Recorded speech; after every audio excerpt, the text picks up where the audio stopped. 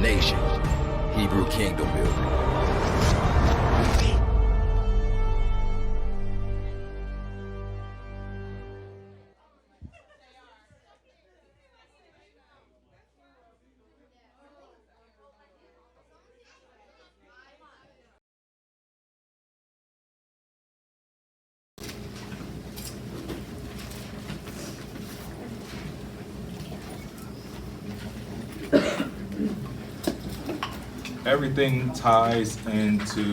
Everything goes back to the Torah.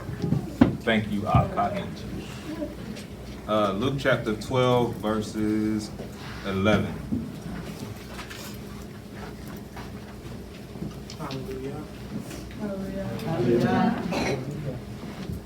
And when they bring you to the congregations and the rulers and authorities, do not worry about how or what you should answer or what you should say, for the Ruach shall teach you in that very hour what you should say. I'm under the belief that there is a time now to where we are going to start having to go out where we will be brought up in front of people, and we have to have that Ruach, because the Ruach is what leads us to all spirit and truth, and it's the Ruach that puts the word into our mouth. And I was going back over, like I said, everything ties back into the Torah. When Moses went up on the mountain and the messenger of Yah came down, Yah asked Moses, "What's that in your hand?" What did he say?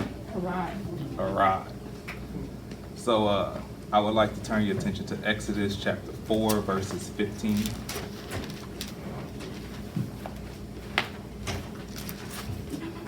It might take me a while, but I promise I'm getting somewhere. Give me a minute.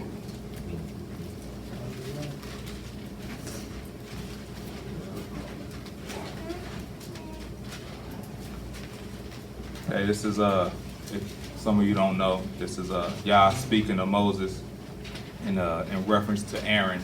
Yah was sending Moses back to talk to the Pharaoh. He didn't really want to go. He said he couldn't talk very well, so Yah's telling him, Aaron's going to speak for you, and this is what you tell him. And you shall speak to him and put the words in his mouth, and I am with your mouth, and I am with his mouth, and I shall teach you what to do. And he shall speak for you to the people, and it shall be that he shall be a mouth for you, and you shall be an Elohim for him. Also, drop down to verse 20. So Moshe took his wife and his sons and set them on a donkey, and he returned to the land of Mitzrayim, and Moshe took the rod of Elohim in his hand. So we see that it's going to be given to Moshe what to say. I don't think Moshe had to go meditate what I got to tell Pharaoh. Yah gave Moshe what to tell Pharaoh. And he also said that he would be with his mouth, and he would also be with Aaron's mouth, and Aaron would be a mouth for Moshe.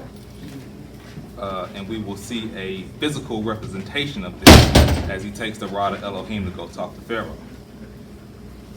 In Exodus 7 verses 10.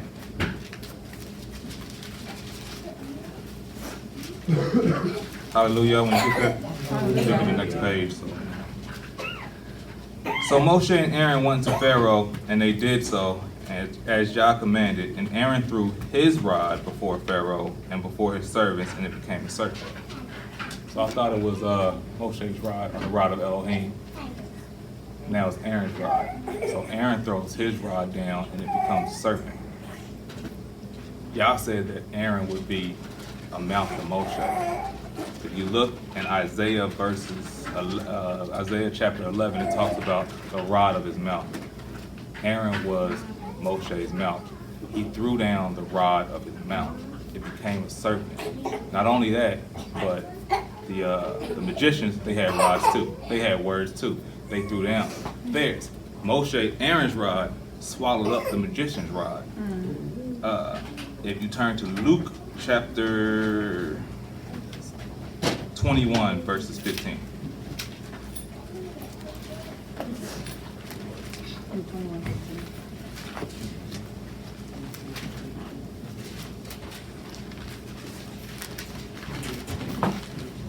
Hallelujah. It says, "For I shall give you a mouth and wisdom, which all your adversaries shall not be able to refute." Aaron threw down his word. The magicians threw down theirs, their words were not able to refute. And then after that, judgment came. They brought the word, judgment came. Just like after we go out, we bring the word, judgment comes. We know that first judgment was what? The blood, the water turning to blood. All the blood of those Hebrew babies thrown back in the faces of the Egyptians. It became a curse to them. What was the Messiah's first miracle? Water and the wine, which represented the blood. Also, when he took the wine, you got to chime in anytime, my bad. When he took the wine out to the who's the guy in the feast? Oh, What's the word I'm looking guy, for? I can't remember what you're talking about. When he Go ahead. he said, most times people bring out the good wine first, and then when people are well drunk, then they bring out the wine that's worse. The cheap wine. The blood, the wine represents Yeshua's. It's the blood of the new covenant. Right. It's the good wine. It's the wine built on better promises. The promise that the word will now be in us instead of written on stone tablets. Also, some precepts for the whole serpent and the word thing. You could look at Psalms 14. It compares the tongue to a serpent, and also in Acts when the ruach fell upon the disciples, cloven tongues. It's the word coming down. So, also another thing to reflect on. Moshe already had the rod. He already had the word. Right. And if you don't believe me, the New Testament writers understood that Moshe already had the word. I never knew that before. So if you go to Acts verses 7,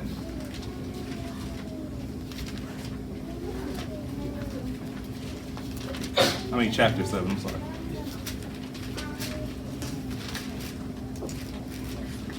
Verses 23 through 25.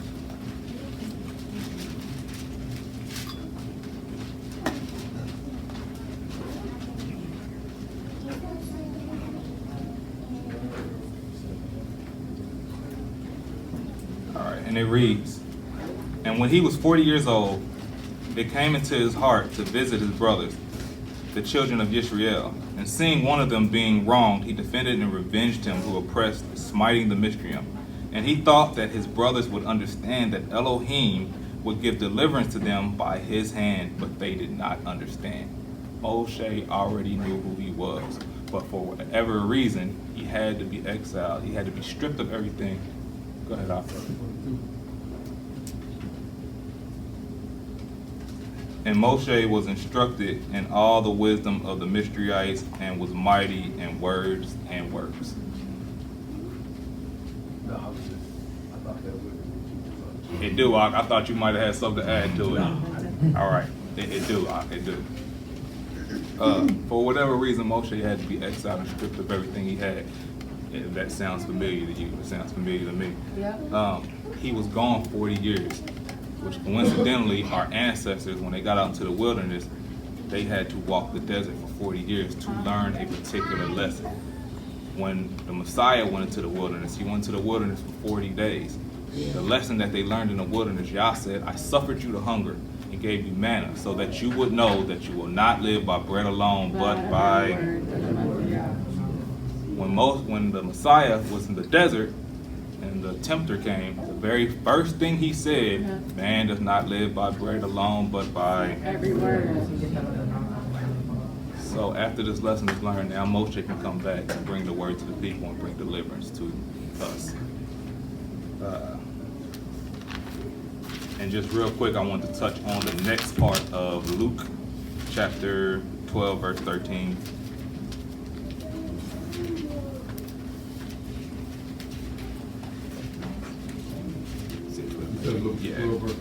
Yeah, it's right after the very first thing I read. It's just the second part of the whole situation that was going on with the Messiah. Yeah. It says, "And someone from the crowd said to him, 'Teacher, speak to my brother to divide the inheritance with me.' But he said to him, 'Man, who made me a judge and a divider over you?'"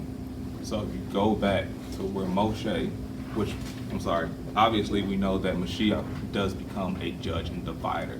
He becomes our judge. He says, "I divide the sheep from the wolves."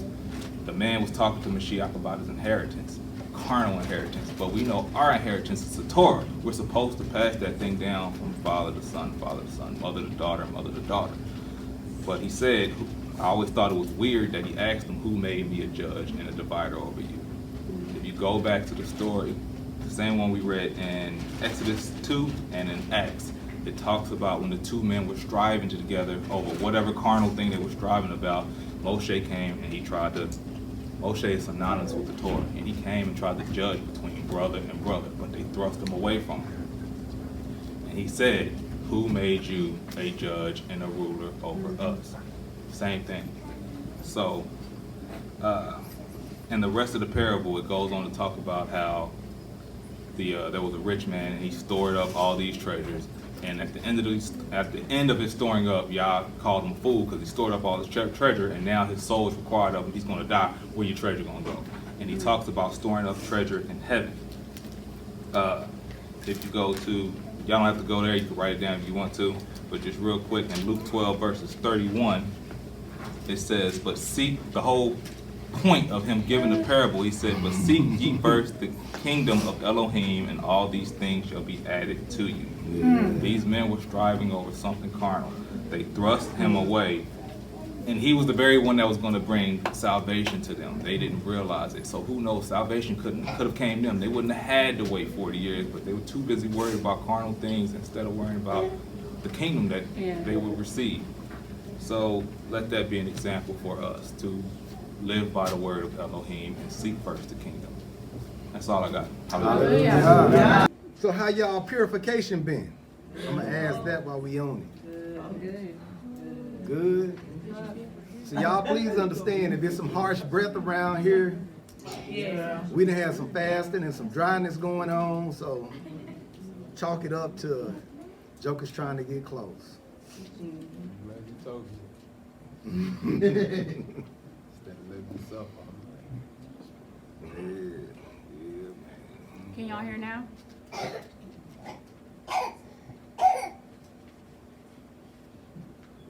We can, sis. Okay. Where's it?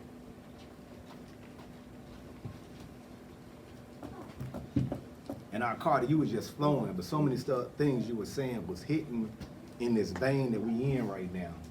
But while you're here, you may hear words that are different than you are normally hearing when it comes to people talking or dialoguing about the Bible.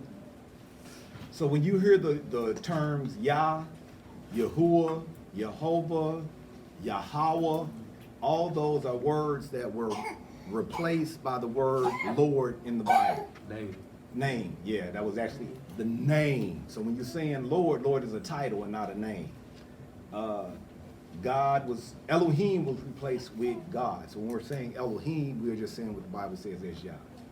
Jesus is it's not a translation and it's not a transliteration, so it's something created, which is supposed to be a derivative of Yahusha, Yahshua, or Yeshaya.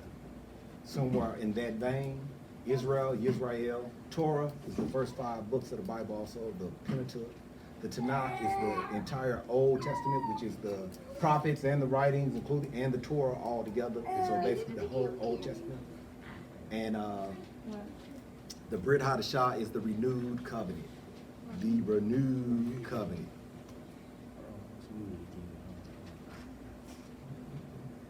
Did you push the space bar? If you press the space bar, it's gonna mute it. If you push that space bar, will it unmute? Yeah, you gotta hold it though. Just hold the space bar and see it come back. Can y'all hear? We can.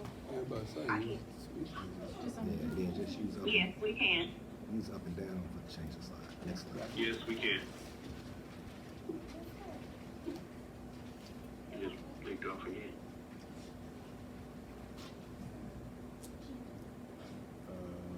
You sure it clicked off? Or did you just stop talking? This thing keeps popping up. And that's why I think it's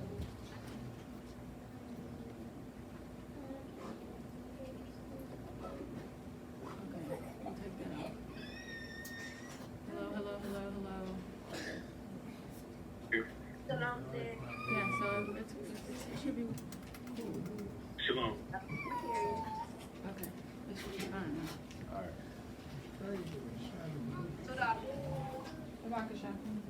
So when we say shalom, that means peace. When we say ruach, that means spirit. Okadesh Means is spirit. set apart. So we're saying Holy Spirit or set apart spirit. Yeah. We just speak it in Hebrew. Yeah. Basically bubonics is what I call it. We add a lot of Hebrew, trying to regain the culture that we lost. And it actually has meaning and so much clarification. So, hey, we all need to try to get on it and just improve in it as we move along. And let the Ruach lead you. When we break down scripture here is precept must be upon precept. This is Isaiah 28, 9 through 11. It says, who shall teach knowledge and whom shall he make to understand doctrine? Them that are weaned from the milk and drawn from the breast. And it says, those that are just coming off of breast milk and those that drink milk, the babies. Is that who's going to break down the words? It says, for that reason, precept must be upon precept. Upon precept. Line upon line upon line, here a little and there a little. So a specific theme or idea is going to translate over here, over there, in this portion of the Bible, and by many people in the Bible will say this thing. That's how you come up with a doctrine. You can't just read one scripture and be like, but the Bible says, y'all love the world. And when you flip the page, he say, love not the world or the things of the world. So that would be two contradicting things. So you have to understand, precept must be up on precept. And then it says, for with a stammering lip and another tongue will he speak to his people. So when we got this Bible, it's translated into English. So English is not our first, well, it's our first language, but it wasn't the first language the Bible was in. So it was translated into, it was a Hebrew Bible. In the Maccabean, well, right before during Alexander the Great took over the world, and Ptolemy had the Bible translated into Greek. So it was translated into Greek. It went from a Greek translation to a Latin translation, then they translated it into English. So what you're really dealing with is a translation. And so for that reason, things are translated just slightly different sometimes, where you won't get clarity of every word. That's why learning the Hebrew and learning the Greek or getting founded in those things will help you be a little bit clearer. So if we say something, we like today, as you'll see, I'm going to use the variations of stories, and you'll see the same theme throughout these stories. And that is just precept is up on precept, and you'll see it in Kings, and you'll see it in Samuel, and you'll see it at the beginning of the book. So you'll see it here a little and there a little by different people. Next slide.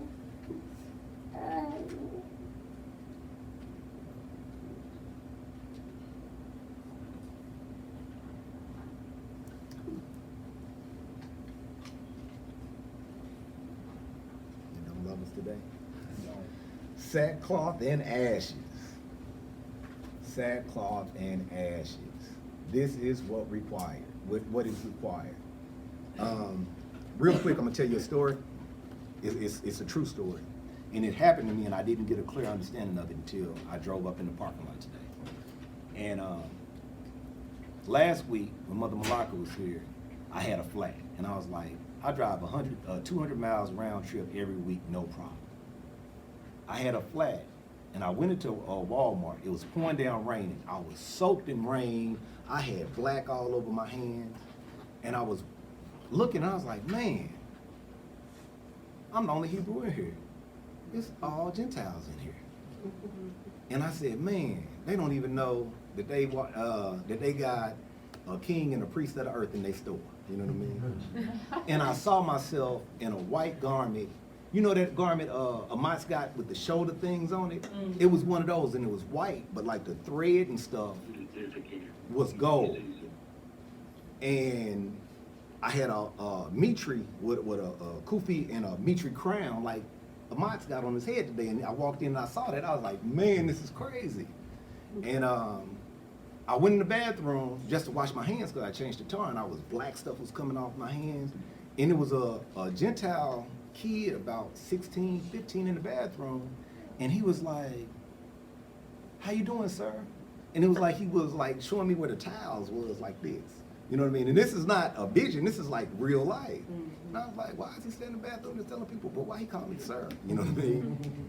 So I washed my hands and I went to go get a what that thing is called? A naked juice, because I was smoothieing. You know what I mean? So I was like, man, I need something to drink. I went and got a naked, and somebody walked up and it was like, I'm trying to get by. And it was like, excuse me, sir. And I was like, why is all these Gentiles calling me sir? And I was like, this is weird. So I went back to the tire shop where they were putting my tire on, and we were looking because it was raining, and it was like thunderstorms, and it was like me and two other Gentiles. One was looking about, he was 10, and one looked about 16. And they was like, man, that storm is bad. And I said, yeah, but I'm going to Oklahoma City, and it's east of us, so I don't care. I'm happy. And he said, yeah, it's east of us. You got that right, sir. And I was like, why is everybody calling me sir? And then I got to realizing everybody started talking about change of garment. You was talking about a change of garment. Josh was talking about change of garment. And when everybody was talking about double portions, I saw that man get his double portion. He got a double gift of what he already had. He breaks down scripture now. I don't know if y'all remember Carter 6 months ago or even 2 months ago. Carter can see things in scripture that he couldn't see 2 months ago. Sometimes he sees stuff and I was like, I didn't even see that. And it just happened over the last month and a half. Whenever they was like, we finna get a double portion. And I saw it happen in this assembly. Everybody kept saying, our garments is about to change.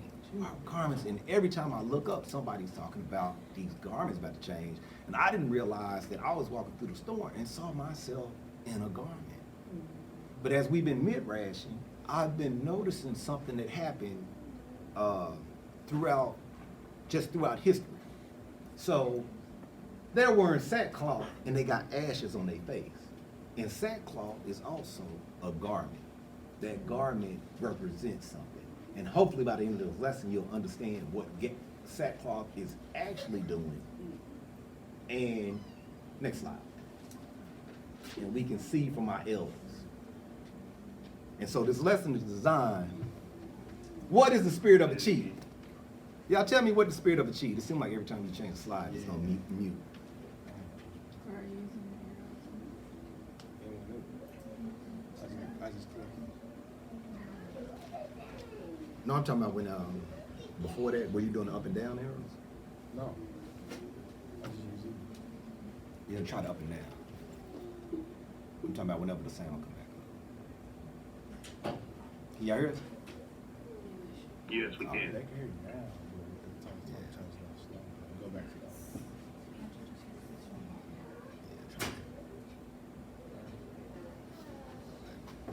that. Thank you. What is the spirit of a cheat? Anybody got an idea? It's all right. Come on now, just throw it out there. It's not a real thing. All right, I'm just gonna give it up. Talking about a cheater? Yeah, we got so much to go through. We got so much reading to do. I'm just gonna give it to y'all.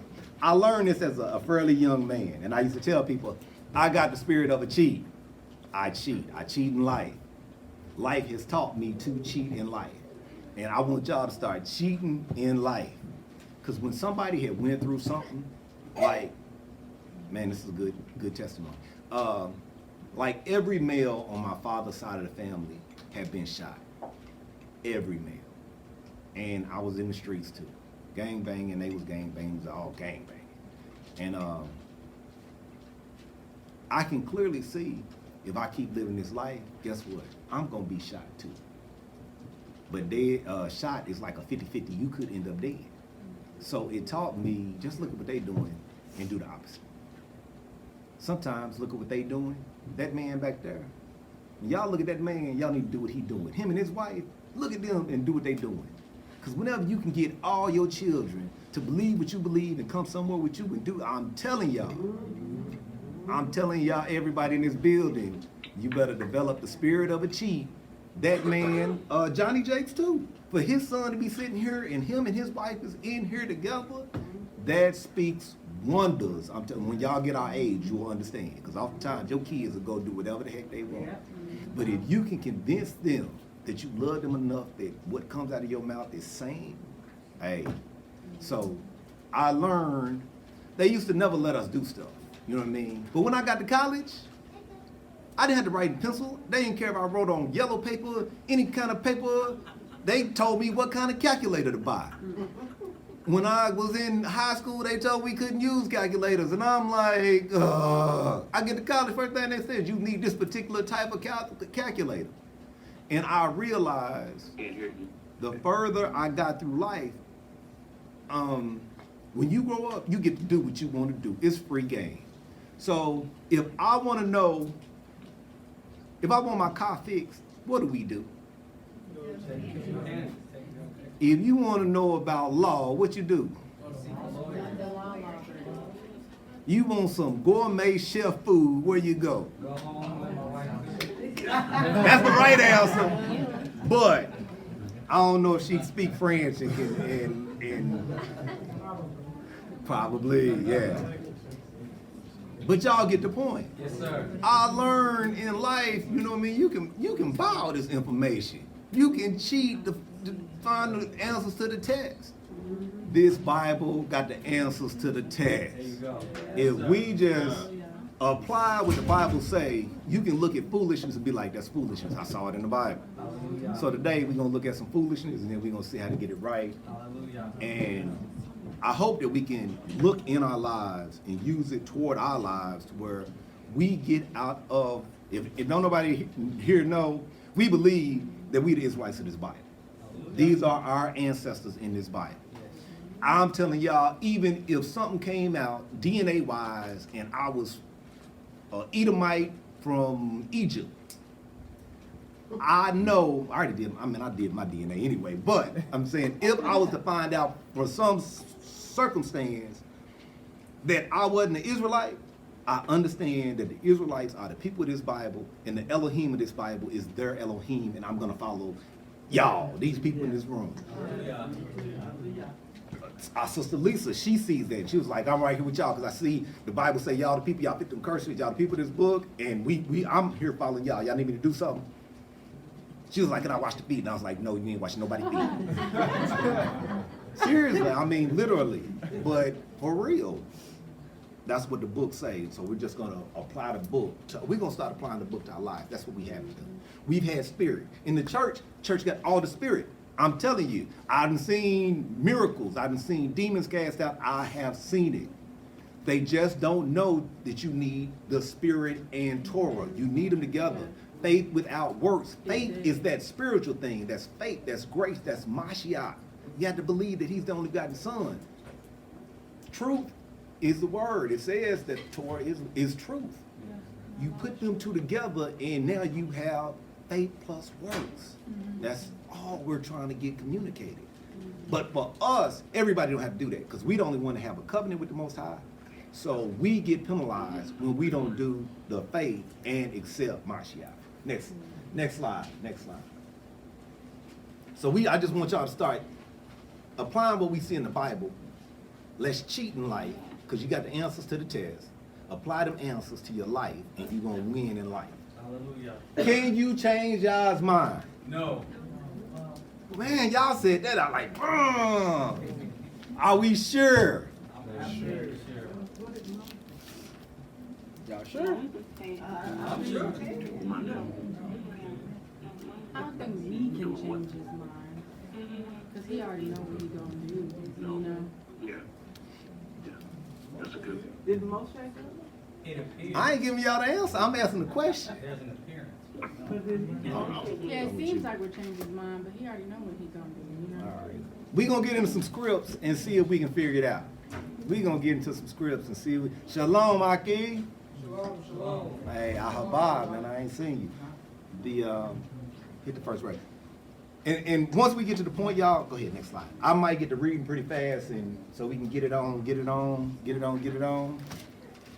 Because I am really trying to just give some context and I'll read it.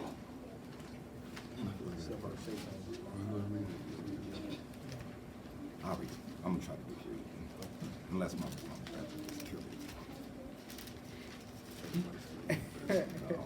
my wife been telling me since we've been on this fast, it needs to go or something. I can't get it in my mind. Genesis 4, 8 through 24, Cain. Just for perspective, we're gonna go through a few stories in the Bible and try to see if we see a pattern. We're gonna try to identify some patterns, see what we did as mankind, and then we're gonna flip it and see, right answer, wrong answer. Y'all say hallelujah when y'all there. Hallelujah. And Cain talked with Abel, his brother, and it came to pass when they were in the field that Cain rose up against Abel, his brother, and slew him. And Yahuwah said unto Cain, where is Abel thy brother? And he said, I know not. Am I my brother's keeper? Man, did y'all catch what he just did? What did he do? At the mouth. He lied to Yah. Y'all put that in y'all toolbox. Quit lying to Yah. When somebody tell y'all doing something, y'all saying I ain't doing it, y'all probably already told that person you doing it. Yeah. And you just lying to Yah saying, oh no, I ain't doing that. Don't do what Cain did. Don't lie to Yah. No.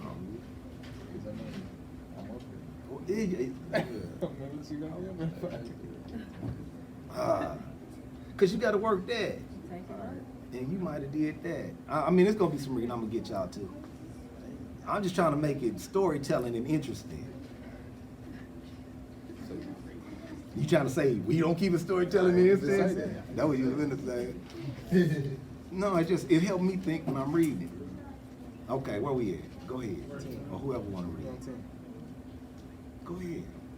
And I just add throw my 2 cents. And he said, what have you done? The voice of your brother's blood cried unto me from the ground. Hold on. Remember that. Innocent blood cries out from the ground. Just when I see something, I'll tell y'all, just write a note. So, throughout all slavery, all the people that was lynched on trees, that innocent blood, that ain't the lesson for today, but just since we read it, I want y'all to know it. That innocent blood also went into the earth, and it has been crying out to Yah since that happened. Mm-hmm. That's why when you read, it's called a day of vengeance. He coming back for a day of vengeance. Mm-hmm. And it is my wish that everybody would repent. Gentile, Chinese, Egyptian, all peoples would repent and turn and follow what the book say. That is really what we want. We are trying to be a light to them. But for those that in their heart won't, man, I had this conversation with somebody last night because they told me, I don't know if we're going to get through this because, we're going to have to cut a couple stories out. We as Christians need to love.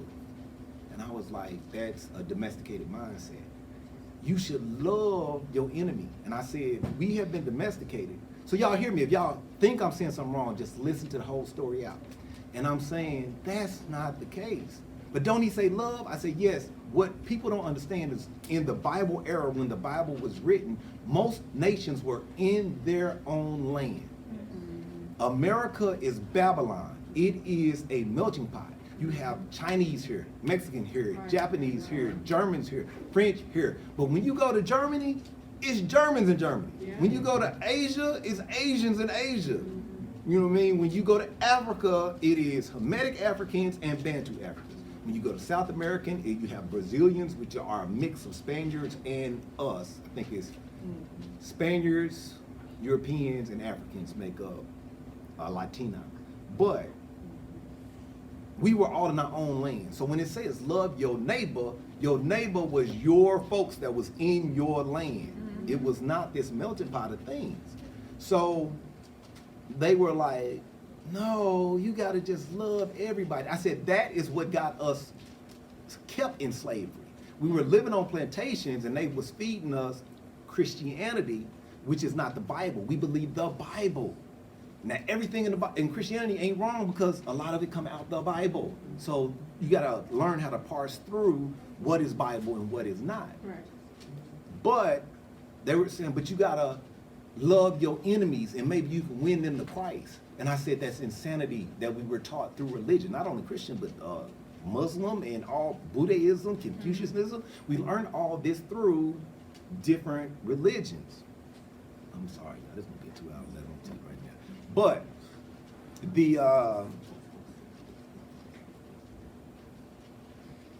I said, give me your purse, and then I keep your purse, and I hit you in the mouth, and I got your purse, and I said, I'm sorry, I love you. Do you forgive me? Yeah, I forgive you. I said, that's domestication. We have been domesticated. I said, so if you get sex trafficked, and you in the back of a sex trafficking van, what are you supposed to do? Love your enemy, because maybe they might reach Christ through loving. And I said, that's literally insanity.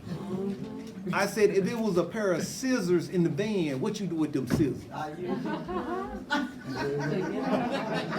So I said, if this is Lifetime TV, if it was on Lifetime, is that Lifetime Network or something? Or Hallmark or all them the crazy ones, they gonna stab them in the neck. If it's a little Gentile girl, she gonna run out, call 911. She gonna be on the news. Her church gonna do a big parade for her. But for us, we don't get that. Right. They will teach us to love unconditionally that way, and then they will be in the courtroom saying, I know he up for probation, but when he pulled that gun on me 20 years ago and robbed me for $20, I've been scared ever since. So put him back in jail for 40 more years. And all he did was pull up. But when it come to me, I'm supposed to forgive you and love you so that you can see Christ through me. That's domestication. That's what has happened. So never get that misunderstood. I'm sorry. Keep on going. Oh, no, you good. But I just read that blood, so I just want y'all to know that blood is going into innocent ground, and that blood has been crying out. There's other scriptures, but this ain't that lesson, that will show that blood is crying out to Yah. And a just judge, if you work the nerve of a just judge here on this planet, he gonna like, let me fix her problem so she'll leave me alone. So you think that blood has been crying out for generations? Yah hears it. Just the book has to be fulfilled. We had to be in our captivity for 400 years before he can avenge and do everything that the book says. Go ahead. Okay, it says, and now art thou cursed from the earth, which hath opened her mouth and received your brother's blood from your hand. When you till the ground, it shall not henceforth yield unto you her strength. A fugitive and a vagabond shalt thou be in the earth. And Cain said unto Yahuwah, my punishment is greater than I can bear. Behold, you have driven me out this day, hence you have driven me out from the face of the earth, and from your face shall I be hid. And I shall be a fugitive and a vagabond in the earth. And it shall come to pass that every one that findeth me shall slay me. Hold up right there. Okay, so he came to him and said, your brother blood is crying out. That's the Yah talking to you. So Carter said it in your dissertation. You say you get the word and then you get judgment. So he gave him the word that this innocent blood is crying out, and now judgment is you're gonna be cast out. You're gonna see this continuously throughout all the stories we go through today. What did Cain do? So now we see what Cain did, what Yah did. What was Cain's reaction? I started to name this thing, your action affects my reaction, and my reaction affects your reaction. But that's too many words. But that's what we're going through. We're gonna look at your action, or the people in the book's action, so you apply it to your life. You're gonna look at Yah's reaction, and now we're looking at your reaction to Yah. So Yah then came to Cain and reacted to the killing of the blood. He didn't judge them. What did Cain do? It says, and Yahuwah said unto him, therefore whosoever slayeth Cain, vengeance shall be taken on him sevenfold. And Yahuwah set a mark upon Cain, lest any finding him should kill him. And Cain went out from the presence of Yahuwah and dwelt in the land of Nod, on the east of Eden. And Cain knew his wife, and she conceived and bare Enoch. And he builded a city, and called the name of the city after the name of his son, Enoch. And unto Enoch was born Irad, and Irad begot Mehujael, and Mehujael begot Methusael, and Methusael begot Lamech, and Lamech took unto him 2 wives, and the name of one was Ada. You can read faster. We just going through the end. Y'all continue to listen. He gonna speed up. We just going through it because we didn't got through the portion of the story I want you to hear. But for context, we want to go to the end of Cain. So you see Cain You can disappear. just skip down. Well, you can, but they won't know if anything happened or not. So go ahead. You only got like 4 more verses. Okay, I'll start at To 24. We're going to 24. So I'll start at 20. And Ada bare Jabal, he was the father of such as dwell in tents, and of such as have cattle. And his brother's name was Jubal. He was the father of such as handle the harp and organ. And Zillah, she also bare Tubal Cain, an instructor of every artificer in brass and iron. And the sister of Tubal Cain was Naamah. And Lamech should unto his wives, Ada and Zillah, hear my voice. You wives of Lamech, hearken unto my speech. For I have slain a man to my wounding, and a young man to my hurt. If Cain shall be avenged 7-fold, truly Lamech 77 and 7-fold. So you go down to 25 and it says that's the last time Cain is mentioned. Mhm. So Cain kills his brother. Yah comes to him and said, you done this. He judges him. And then Cain's reaction is, this punishment is too much for me. So just know that. That's all Cain said. This punishment is too much for me. And then guess what? He went on with that punishment. And then you see he went and had kids. They learned how to work with gold. They learned how to do this, and then his life is over. That's that story. When you read in the who is it, the Testament of Benjamin? Was it that there? Probably so.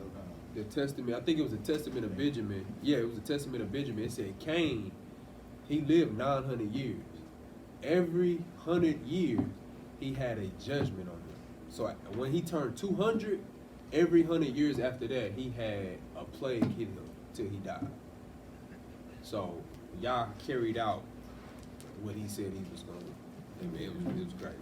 So we're gonna get a whole bunch of Bible stories today. This is a history story. So that was, and we're not gonna deal with their whole life, but we're really gonna deal with their sin and what happened after they talked with Yah.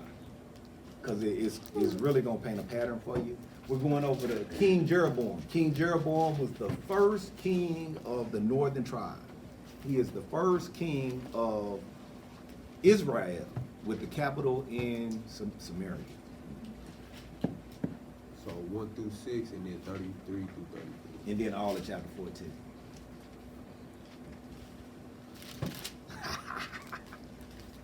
We're gonna get some words today. You gonna read that one. You can read 14. Alright. So 1 Kings, starting at chapter 13, starting at verses 1. It says, oh, is everybody there?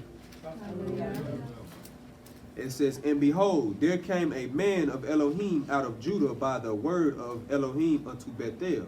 And Jeroboam stood by the altar to burn incense. And he cried against the altar in the word of Yahuwah, and said, O altar, altar, thus saith Yahuwah, behold, a child shall be born unto the house of David, Josiah by name. Hold up. So, yeah, I'm gonna hit this because when I read this, I wanted y'all to see this. So he said, behold, a child shall be born unto the house of David, Josiah by name. So if you look in 2 Kings 23 and 15, you will see that descendant of David named Josiah. So people walking around telling you that they prophets, and the Most High got a word for them See if they can tell you what your great-great-great-great-grandson's name is going to be. That's how specific the prophets of Yah was. So be mindful of people that say they prophets. There's a lot of people that do work in the prophetic, but just be mindful of how specific prophets of Yah were. Okay, you can keep on going. It says, and upon thee shall he offer the priests of the high places and that burn incense upon thee, and men's bones shall be burnt upon thee. It says, and he gave a sign the same day, saying, this is the sign which Yahuwah hath spoken. Behold, the altar shall be rent, and the ashes that are upon it shall be poured out. And it came to pass when King Jeroboam heard the saying of the man of Elohim, which had cried against the altar in Bethel, that he put forth his hand from the altar, saying, lay hold on him.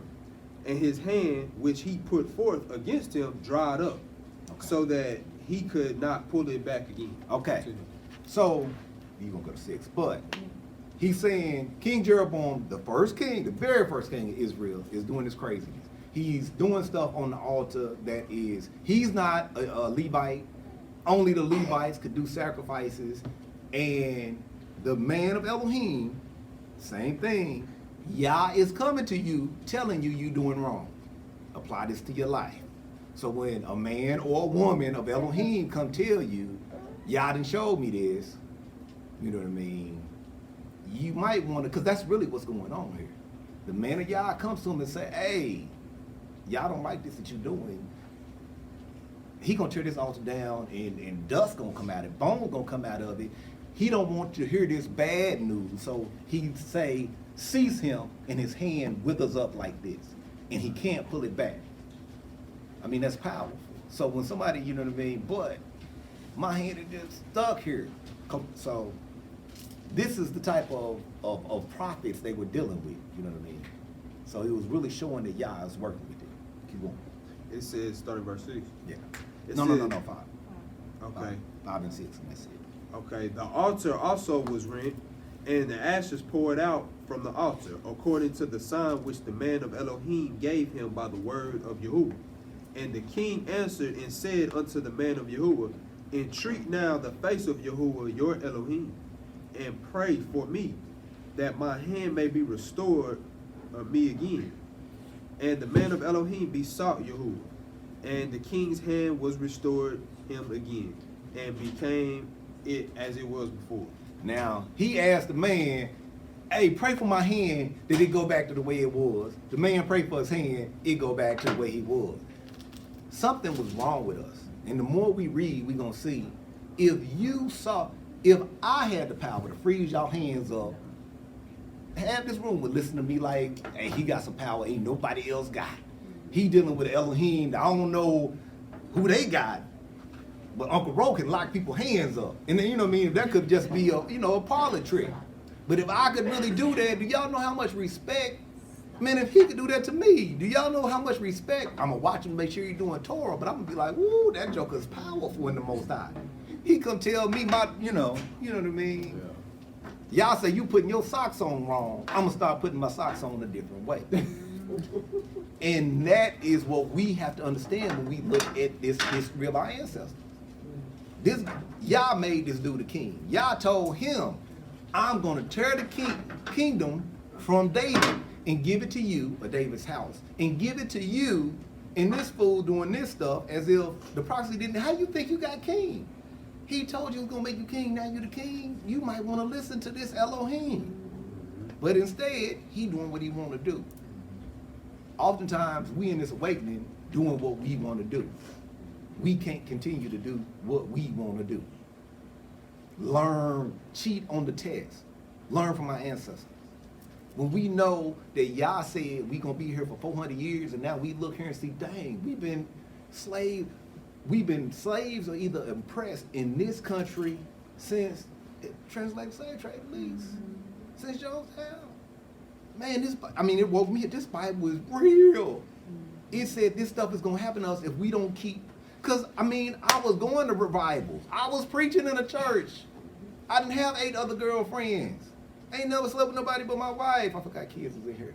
But I wasn't living a foul life. But I didn't know Torah was supposed to be applied to.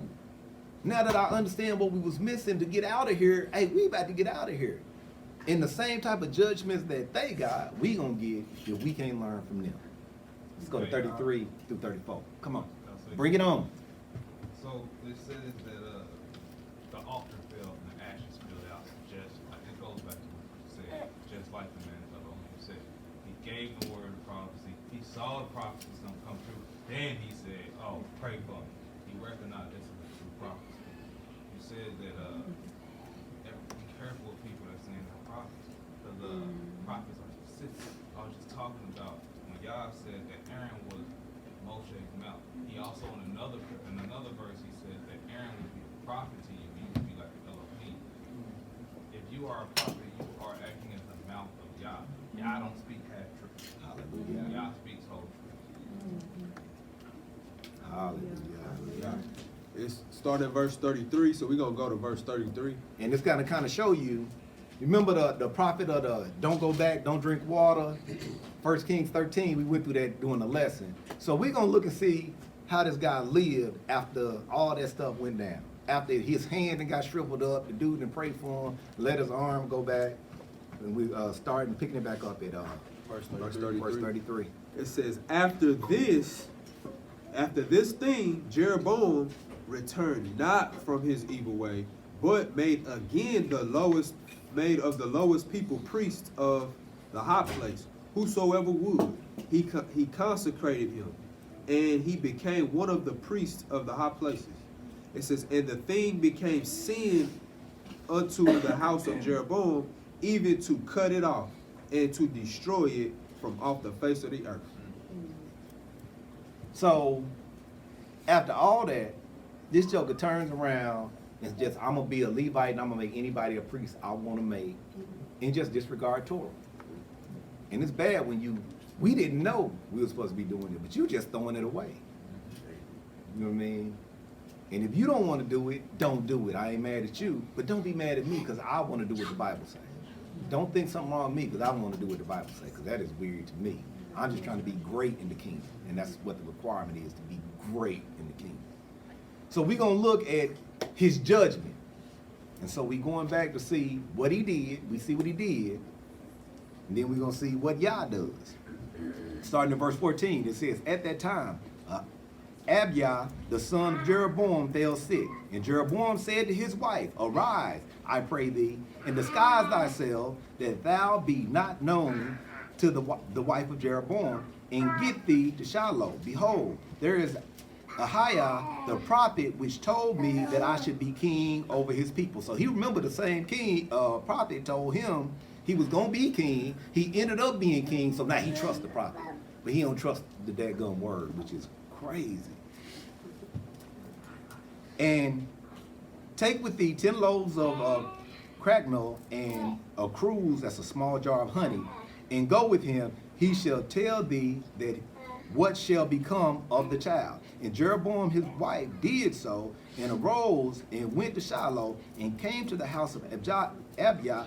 But Abijah could not see, for his eyes were set by reason of age. So he was blind because of age. So understand, you ain't going to be able to heal everything, because some stuff just comes with age. Just letting y'all know that too. And Yahuwah said that Abijah, behold, the wife of Jeroboam, come and ask a thing of thee for her son, for he is sick. Thus and thus shalt thou say unto her. For it shall be, when she cometh in, she will reign. She shall, what's that? Feign herself to be another woman. Pretend, I assume. And it was so, when Abijah heard the sound of her feet, as she came in the door, that he said, come in, thou wife of Jeroboam. Why feignest thou self to be another? For I am sent thee with heavenly, sent to thee with heavy tidings.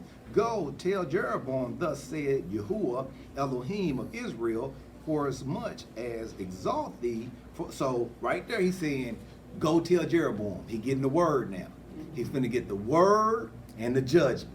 So it's always a sin, a word, a judgment, and then you look for a reaction or response. Thus said Yahuwah of Israel, for as much as exalted thee from among the people, I done brought you from among the people and made you king. Made thee prince over my people. I made you prince over my people. And rent the kingdom away from the house of David and give it to thee. And yet thou hast been as my servant David. You haven't did like my servant David did, who kept my commandments and who have followed me with all thy heart to do only what was right in my eyes, but has done evil above all that were before thee. You'd have done evil worse than everybody else, and I gave you the kingdom that were before thee. For thou hast gone and made their other Elohims and molten images. So he done made idols, and you done provoked me to anger, and has cast me, the same person that made you king, behind thy back. Therefore, sometimes I'm just ad-libbing, y'all, so y'all understand if I put that ad-lib in there, you can see that ain't what it say. I'm just, Speaking how they would yeah, I'm making it bold for you so you can get the picture in your mind.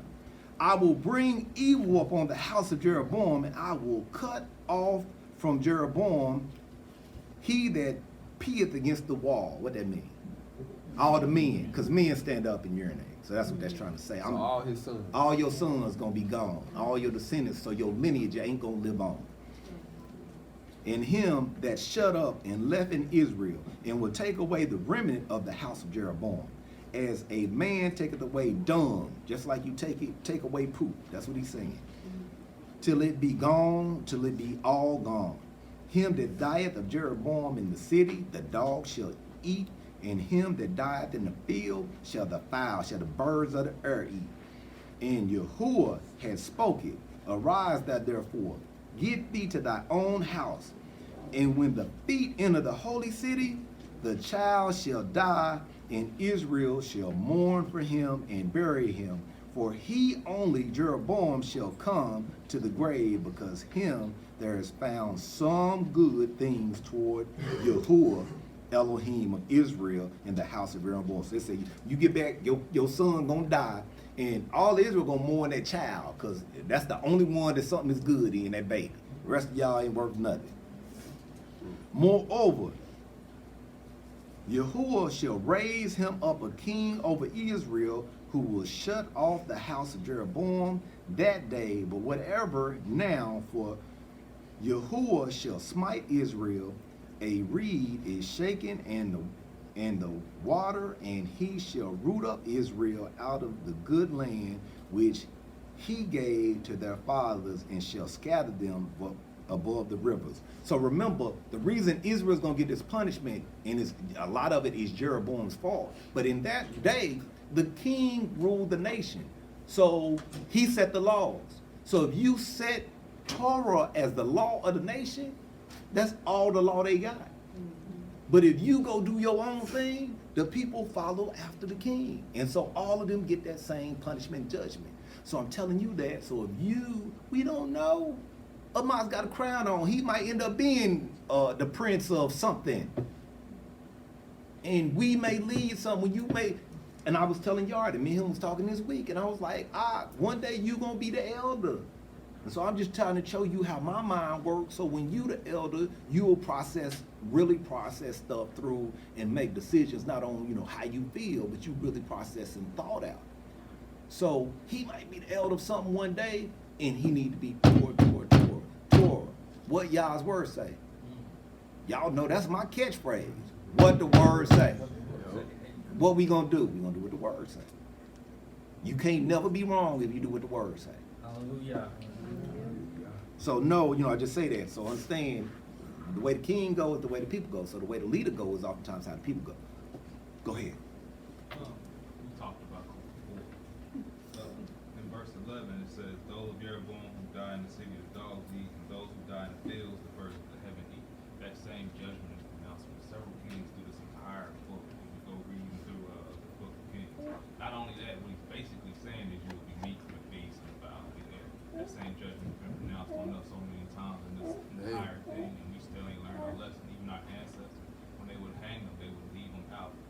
foot, and would meet for the birds of the air. Think about it.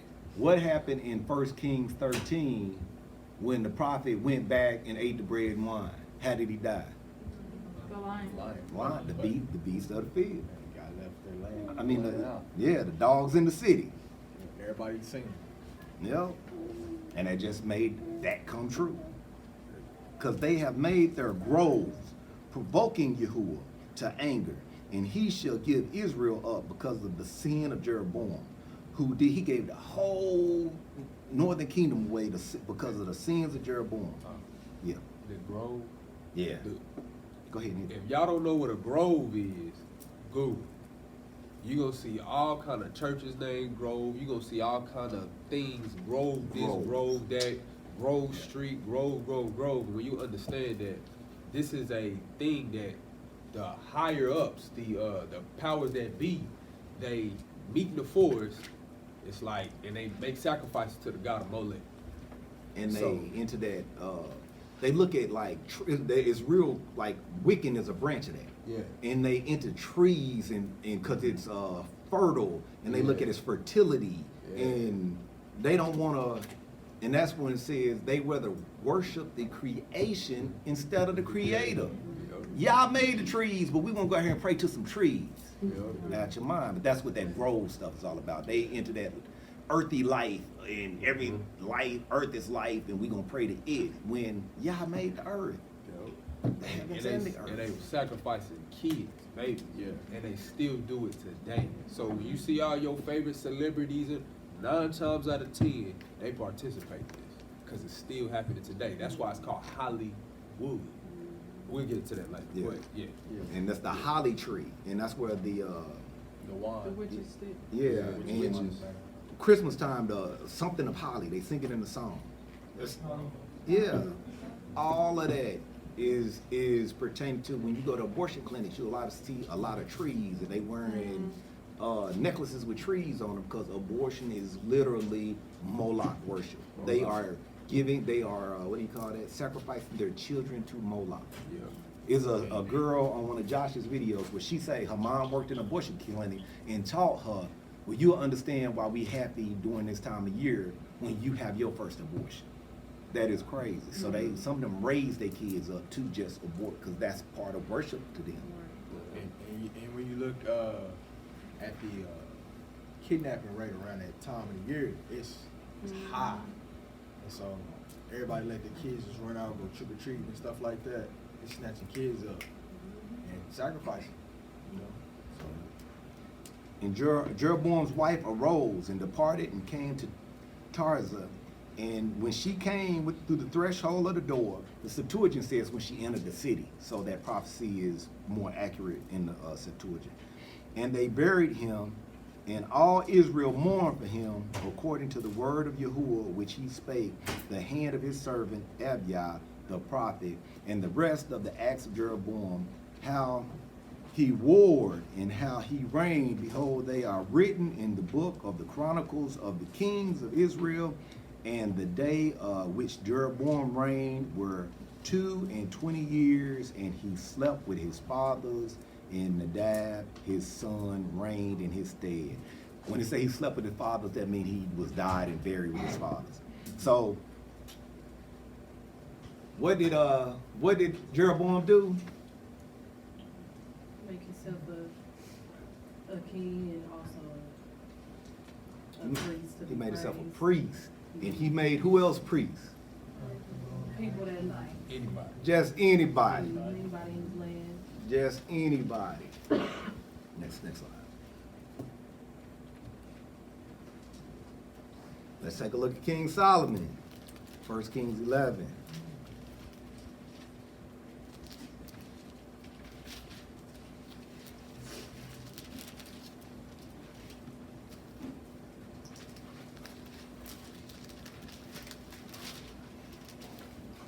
Whew. Man, it ain't that long. We may not read it. Let's just get started.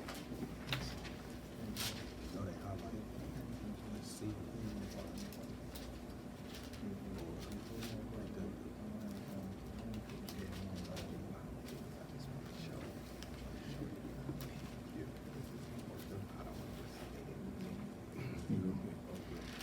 That's the only reason. All right, I'll read it tonight. Until you get tired. It says, starting in verse 11, 1 Kings, starting in verse 11, it says, but King, Yeah. Chapter Yeah, chapter 11, my bad. verse 1. Yeah, verses 1. Chapter 11, verses 1. Now let's take a look at, we're taking a look at King Solomon's life. Okay, it says, but King Solomon loved many strange women, together with the daughter of Pharaoh, women of the Moabites, Ammonites, Edomites, Zidonians, and Hittites, of the nations concerning which Yahuwah said unto the children of Israel, ye shall not go into them, neither shall they come in unto you.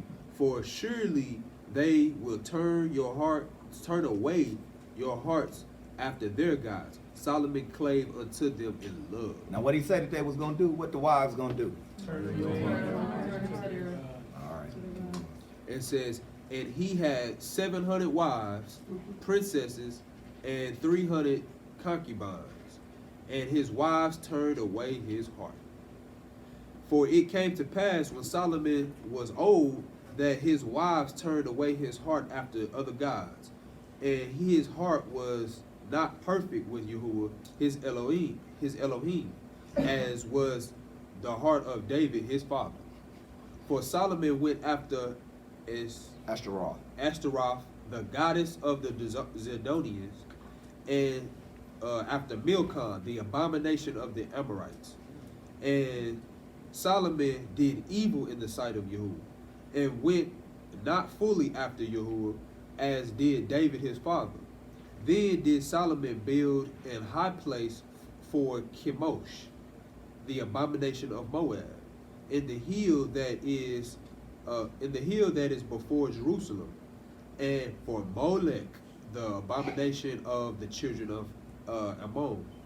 And likewise did he for all his strange wives, which burnt incense and sacrificed unto their gods. And Yahuwah was, and You want me to get it? all right, yeah, you Yeah. And Yahuwah was angry with Solomon, because his heart was turned from Yahuwah Elohim of Israel, which had appeared unto him twice. So Yah done appeared to him twice. How you gonna chase after these other Elohims and I done showed myself to you twice? And he commanded him concerning this thing that he should not go after other Elohims. But he kept not which Yahuwah commanded him. So he didn't do what Yah told him to do.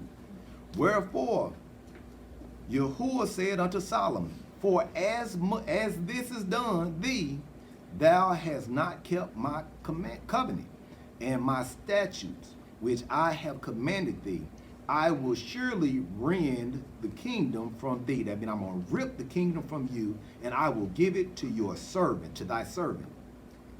Notwithstanding, in thy day I will not do it for David thy father's sake. So I'm gonna do this, but I ain't gonna do it in your day for your daddy's sake. I will rend it out of the hands of your son. How it be, I will not rend it away all the kingdom, but I will give one tribe to your son, for David my servant's sake, and for Jerusalem's sake, which I have chosen. And Yahuwah stirred up an adversary unto Solomon, Hadad, the Edomite, and he was of the king's seed of Edom. So we ain't even gonna go into all that because it's gonna talk into that. So there again, Solomon did what? Solomon sinned. What was Solomon sin? What did y'all do? Now y'all brought him a word saying this is what you done did, and then he brought judgment. He always bring a word, and then he turn around and give you the judgment. This is what I'm gonna do. He said, this is what you did, this is what I'm gonna do. That's what I'm saying when he's saying a word and a judgment. He give you the word telling you this is what you done. Then he give you a judgment, now this is what I'm gonna do. And then he look at you. That's what this lesson is going. Then he look at you. And I don't think it don't say it in here, but he gave him time. He gave him time to repent. He gave him time to change that. Yeah. I don't know if he gave him time, but No, that's, no, yeah. I'm talking about before the last one. Okay. Because he came to him. Yeah, And that's told why he him. came to him twice. Yeah, he came to him twice. He came to him once, and 9 times out of 10, he came to him by a prophet or by somebody that was around him. Or maybe it even is a dream, because he used to come to Solomon in his dream. So, yo. Cain. Also show how deep the covenant go with Yah. He said he wouldn't do it for David's sake. He would take it for David's sake. We don't understand, a lot of us are so proud that we Israelites wouldn't even be breathing if it wasn't for Abraham, Isaac, and Jacob. And that's why I said don't be beating up on Gentiles, because we ain't did nothing to earn nothing. All this stuff that we reading that we did, these are our ancestors. This is Big Mama and Big Daddy them. They did that. So don't be puffed up because we the Israelites. Our job is to turn back to this and start teaching people you supposed to keep these laws, but you have to believe in the sacrifice of Yahushua HaMashiach, the Messiah, the only begotten Son of the Father, because the whole purpose was, if you, Ezekiel 16, since we kept doing this, and we kept doing it to show you how bad we was, so we shouldn't be puffed up. Man, you own it out. It's the covenant. Abraham, he made a covenant with Abraham. Ain't got nothing to do with us. For Abraham's sake. He told Abraham back then, your seed gonna go be tossed into another country for 400 years. And then he gonna judge that country. But, don't ever get it twisted. So leave it, we gonna leave it at that. Check on learning, check on learning, check on learning, because this is, I see this in Israel. I see this with us. And I'm telling y'all, it's been prophetically spoken and we finna get new garments. And I really believe this is the era. Maybe right before Pesach, right after unleavened bread, right after Pesach. We finna get some new garments. But it's a new season. Remember we kept saying this is the acceptable year? This is still that year. The year don't end till yeah, this is the Greco-Roman calendar that we in now. This is still the acceptable year. And we finna get something at the end of that acceptable year, Carter, is that new garment. That's why it just keep coming about. We finna, but Last night, yo, did everybody read with Daniel, the Zechariah 3? He said he took off his filthy garment, gave him a new garment. He came up to him last night out of Daniel. this purification. We got to get this old. We can't continue doing what we've been doing. As y'all elder, y'all come to me and y'all be like, hey, I did this, I messed up. I'm happy you did that. We beyond that. People that have been in truth 3-4 years, we beyond that. And when we go to this next level, it's a new age. When we go to this next level, if you still, this joker that's still struggling with this, I don't know how you a king or a priest. You might just need to follow it. Just try to follow it. Just try to keep to it. But you're going to miss out on something if you don't change. And I'm trying to show you, we couldn't change. So, check on learning. Everybody say check on learning. Check on learning. I'm trying to get your okay, now my brain got to reset and say, what did we just go through? What did the subjects do? What did all of them do? Sin. They all sin. What did y'all do? He did two things. He gave them the word. He told them they sinned. Then he gave them judgment for their sin. What did the subjects do?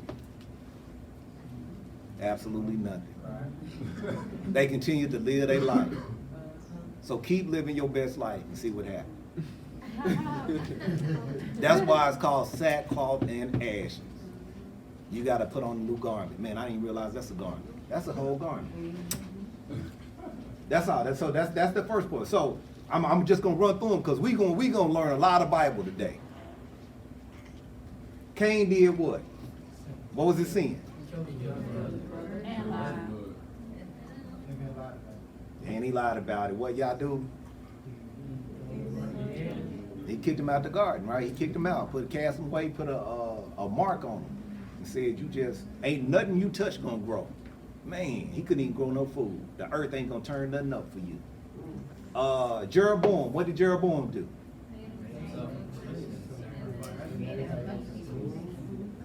What y'all do? Took out his whole lineage. Said, every man, I'm destroying all of them. The dogs gonna eat them, and the birds of the fowl gonna eat the ones out there in the field. What Jeroboam do? Kept on living his life. Solomon, what'd he do? Go after women, go after their guys. And for the men, think about Adam. And that's kind of, I'm trying to show you, we do the same thing over and over and over and over again. Over again. Adam did what? Followed Eve, ate the apple. Solomon followed his women. Worshiped their elves, put stuff in high places, in the place that Yah chose for himself. Man, what did Yah do?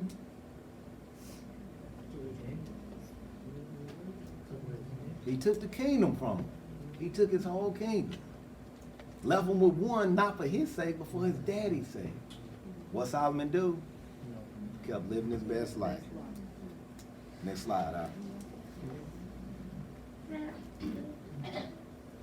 Let's go to 1 Kings 21, 1 through 29. King Ahab. Let's look at King Ahab.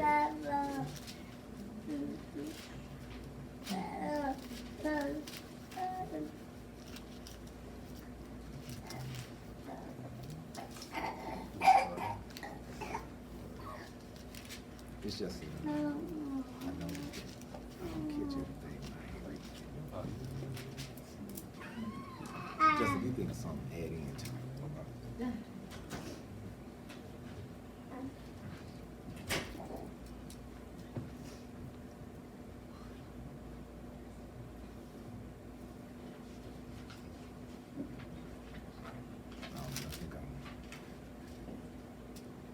That's it, good right there. Oh, they got Jezebel. Yeah, that is it.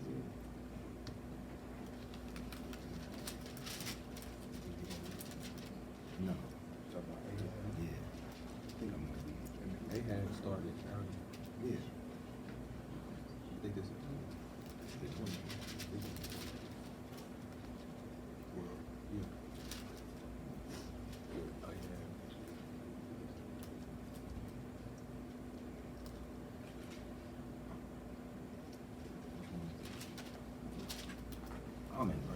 I'm in First King.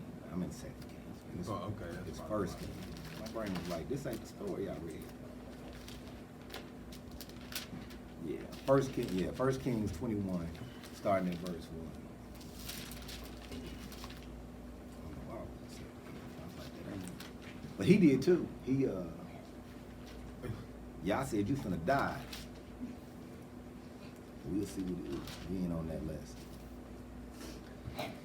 And it came to pass after these things that Naboth, the Jezreelite, had a vineyard which was in Jezreel, hard by the place of Ahab, king of Samaria. Remember, Samaria is the capital of the northern tribe. Jerusalem is the capital of the southern tribe.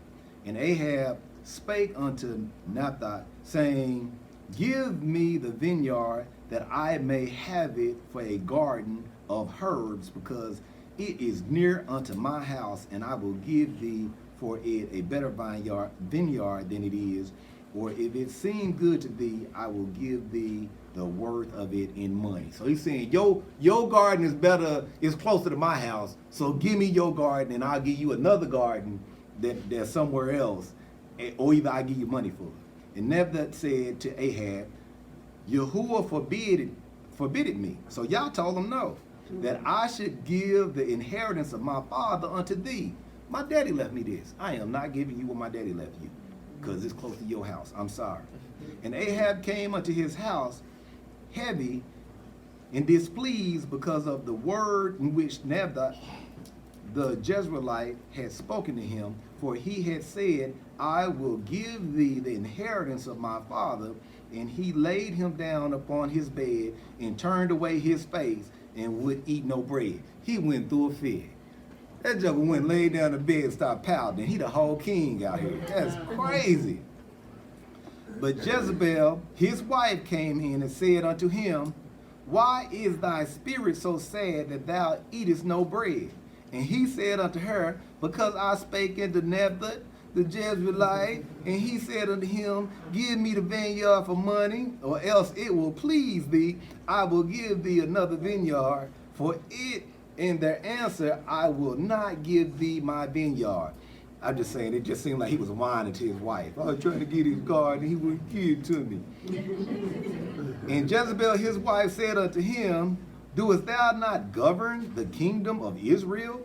Arise and eat bread, and let thine heart be merry. I will give thee the vineyard of Naboth in the Jezreelite. So she wrote a letter to Ahab in Ahab's name, and sealed them with the seal, and sent the letter unto the elders and the nobles that were in the city dwelling with Naboth. And she wrote in the letter, saying, proclaim a fast. Proclaim a fast. That's crazy. And set Naboth on high among the people, and set 2 men, sons of Belial, before him to bear witness against him, saying, thou didst blaspheme. So they saying, send 2 false witnesses. Yahuwah and the king, and they carried him out and stoned him that he may die. Now that's Torah. If you got 2 or more witnesses, then you can be judged and you can be stoned. But if you bear, that's why that false witness law is in there. For you, thou shalt not bear false witness. Because now you done bear false witness and get somebody killed. Guess what? You sure enough gonna get killed. And the men of the city, even the elders and the nobles who were in the inhabitants of the city, did as Jezebel had sent unto them, and as it was written in the letters which she had sent unto them. They proclaimed a fast, and set Naboth on high amongst the people, and there came 2 men, children of Belial, and sat before him, and the men of Belial witnessed against him, even against Naboth, in the presence of the people, saying, Naboth did blaspheme Yahuwah and the king. Then they carried him forth out the city, and stoned him with stones, that he died. Then they sent Jezebel, saying, Naboth is stoned and is dead.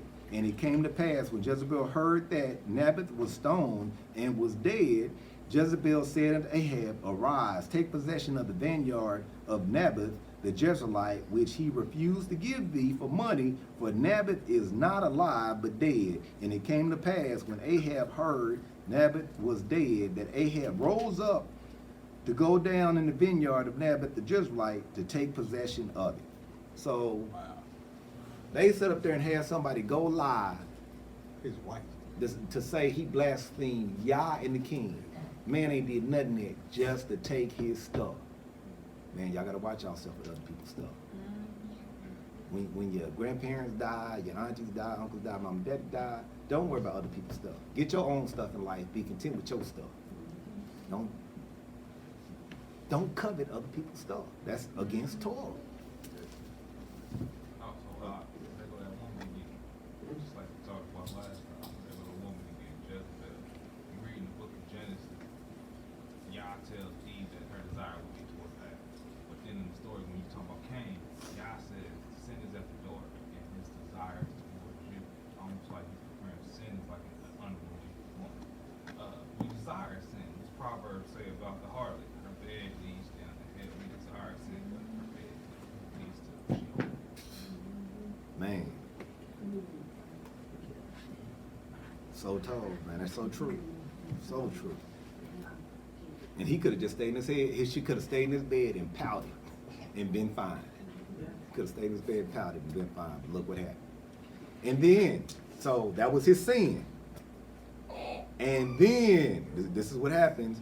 The word of Yahuwah came. So I'm telling you, that word gonna come to Elijah, the Tishbite, saying, arise and go down, meet Ahab, the king of Israel, which is in Samaria. Behold, he is in the vineyard of Naboth, within he is going down to possess it.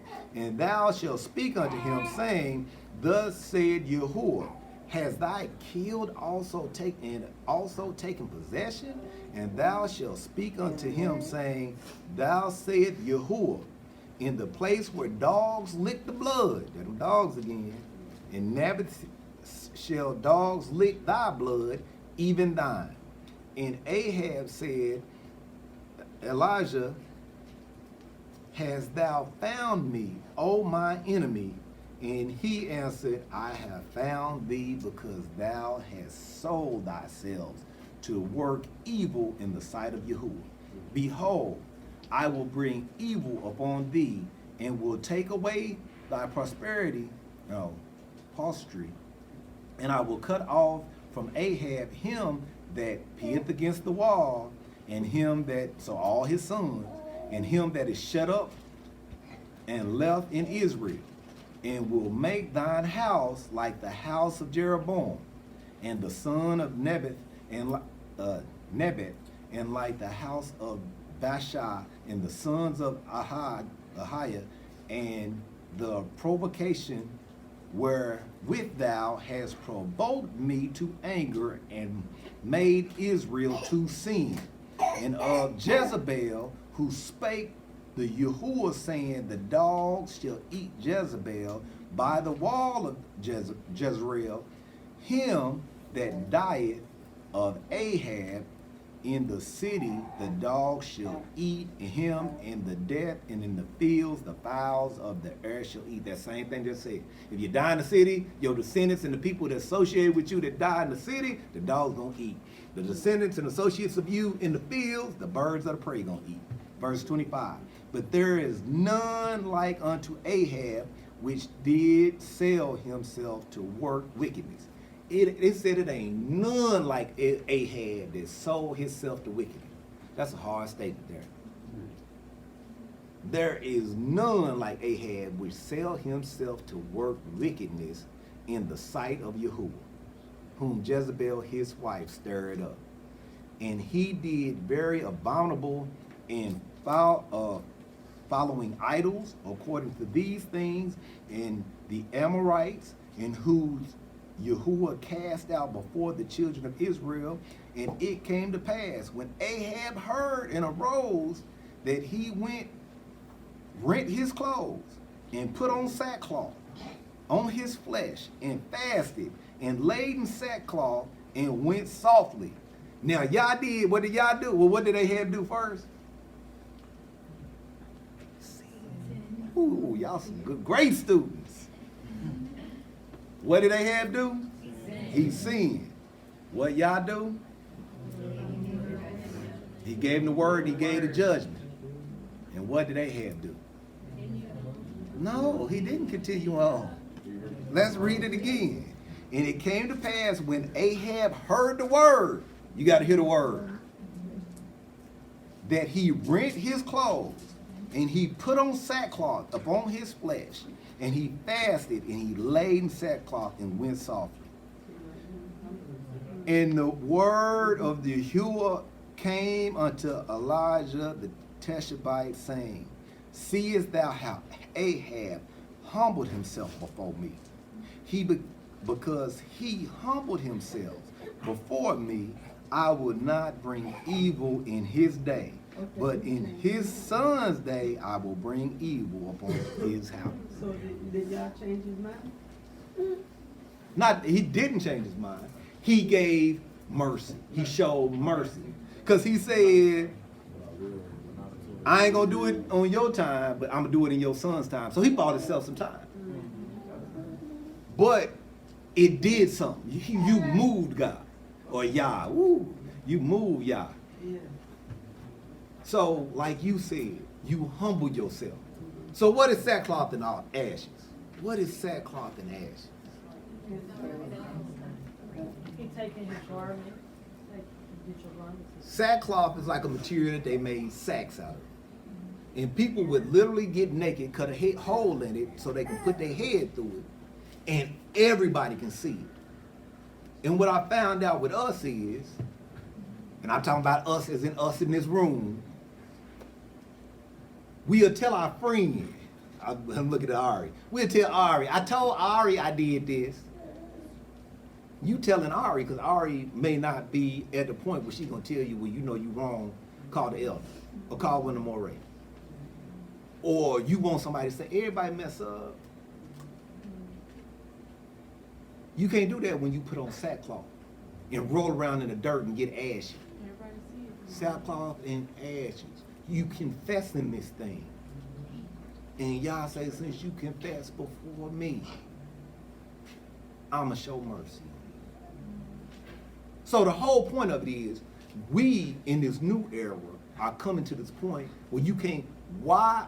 I don't understand. I just said God, and it kind of offended me because I understand that is not the name of our Elohim, and we use the term Elohim for our power.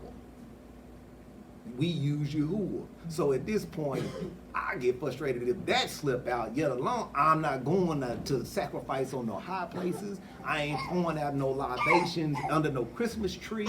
I'm not going to no New Year's party to where we can cheers to the two-headed pagan deity Janus looking at the past and the future. We Israelites, we say, oh, that thing that once was.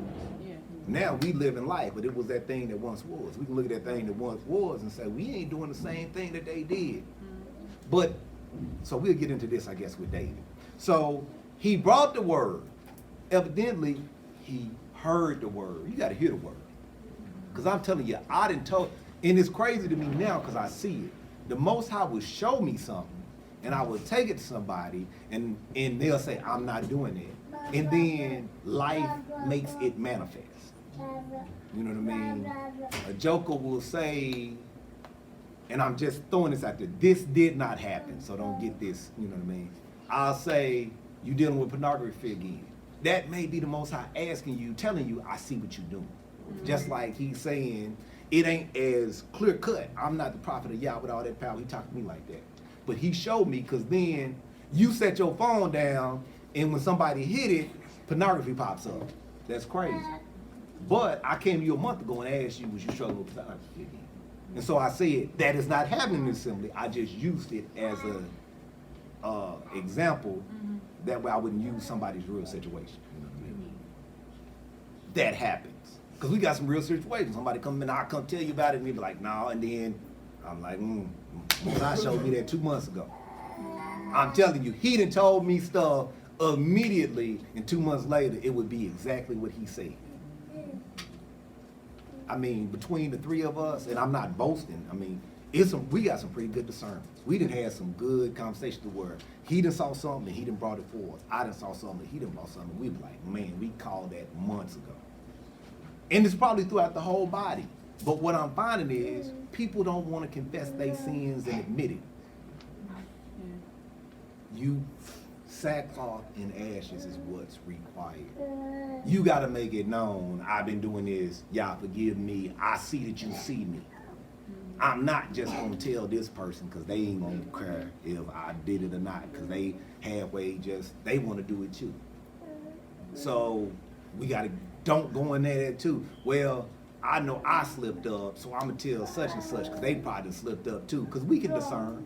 We know amongst ourselves, hey, this person might struggle with this and this person might struggle with that. That's the wrong answer. We got to get at, we should be at the point we on a Torah diet. I mean, walking it out, not just the milk. We done drunk the milk up. We burping protein from how much Torah that we did, because that's all we do is go back, and we're gonna get back into that, because I do understand there's some, everybody didn't get to go through Torah. They just, we Israelites, and started getting taught. So we are gonna make an effort to go back to Torah, because it's like literally, this is what it say about murder. This is what it said about killing. This is literally what it said about killing. This is what it says about sexual immorality.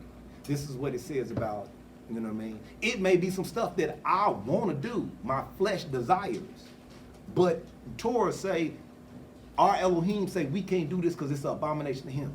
So every time that thought comes to my mind, I gotta be like, yeah, I can't do that. We can't do that. That's against Torah. That is against Torah. That is how we cast it out right now. Don't give a foothold, because it's spirits that want to reign over us, and this thing is spiritual. Now, what I would add to what he said is, don't, some people be extra and they'll go tell everybody their business, and everybody don't really have a heart to really hear what, you see what I'm saying? So be careful also still who you do tell. Let it be somebody that, if the person coming to you, that's who you should deal with, because y'all put that on them for you, you know, to come to you about it. talk to them. Don't be going out blasting your stuff, and then now they make a mockery of you. Yeah. Because Right. everybody's spirit ain't right. Everybody ain't right up. Okay. So that's just Okay. throw that out there. you So know? yeah, be mindful of it, you know what I mean? And you know what I mean? And you gotta work, you know what I mean, on somebody, those that have fathers, you know what I mean? Take it to your father, because your parents love you, you know what I mean? It's a unconditional, because they want best for you. You know what I mean? You got me, you got Iman. You know what I mean? If you don't have a father, you don't have a mother. You got these people that live long enough to know I ain't even gonna, you know what I mean, I wanna represent Yah, so I'm not gonna risk my credibility with Yah to tell everybody your daggone business. It ain't worth it. You know what I mean? You making a mockery of Yah because Yah didn't put you in a position and you gonna go tell everybody business, you gonna get punished. That's a forward tongue and a gossip. It's against Torah. You know, it's an abomination too. It's abomination. It's stinky. All right, next slide. King David. This is I think he the standard setter. This will be messing up on camera.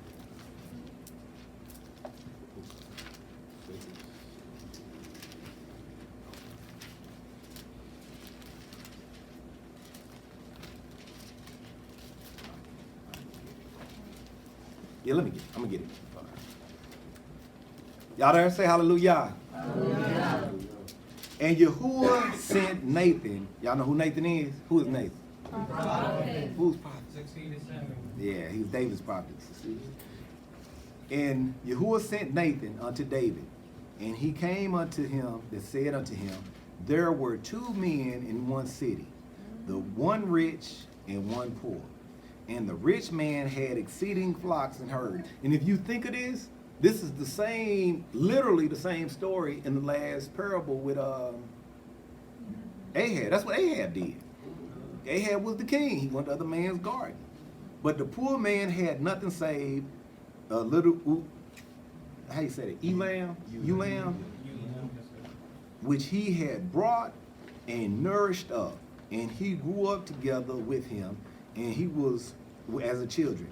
And he did eat his own meat and drank his own cup, and he lay in the bosom and was unto him as a dog. So that lamb was like a little dog to him. That was a pet. And there came, a traveler unto the rich man, and he spared to take him his own flock of his own herd to dress for a wayfaring man that was come unto him, but he took the poor man's lamb and dressed it for the man that had come. So he ain't go get his lamb for the guest that came. He went and got the poor man's lamb. And David's anger was greatly kindled against the man, and he said, Nathan, as Yahuwah liveth, the man that has done this thing shall surely die. So you got here, King David, Nathan, his prophet, come to him and say, hey, it was a man out here, it was a poor man, all he had was this little lamb that was like a pet to him. Then you had this other man that had a whole flock, and he had a guest come to town, and instead of killing one of his flock, he went and got the poor man's little pet lamb and killed it to feed to his guests. And he took that to the king, and the king said, he raised up anger in him, and he said, as Yahuwah liveth, that man had done this thing shall surely die. So the king said, I'm going to kill that dude that did this. And he shall restore the lamb fourfold. He said he got to restore the lamb. That's what I was telling y'all about earlier. Because Torah say, when you take something from somebody, you got to restore it. You can't just say, I'm sorry, forgive me, in Jesus' name. No. You try to restore, give me my wallet back that's in your hand. And then tell me you sorry and apologize. Well, as long as you got my 40 acres and a mule, I'm going to, don't tell me you sorry because you really ain't sorry. You're not really repenting. You gotta give it back with Oh, you do got to give it back with interest. That's why he gave them fourfold and not just the one lamb he took. Because he did bring it out, sis. Because he did this thing because he had no pity. And Nathan said unto David, thou art that man. Thus said Yahuwah Elohim of Israel, I anointed thee king over Israel, and I delivered thee out of the hands of Saul, and I gave thee thy master's house and thy master's wives unto thy bosom, and gave thee the house of Israel and of Judah. And if that had been too little, I would moreover have given unto thee such and such things. He said, I gave you all this, and if that wasn't enough, you would have told me I would have gave you whatever else you asked me for. Because I love you, David. You mine.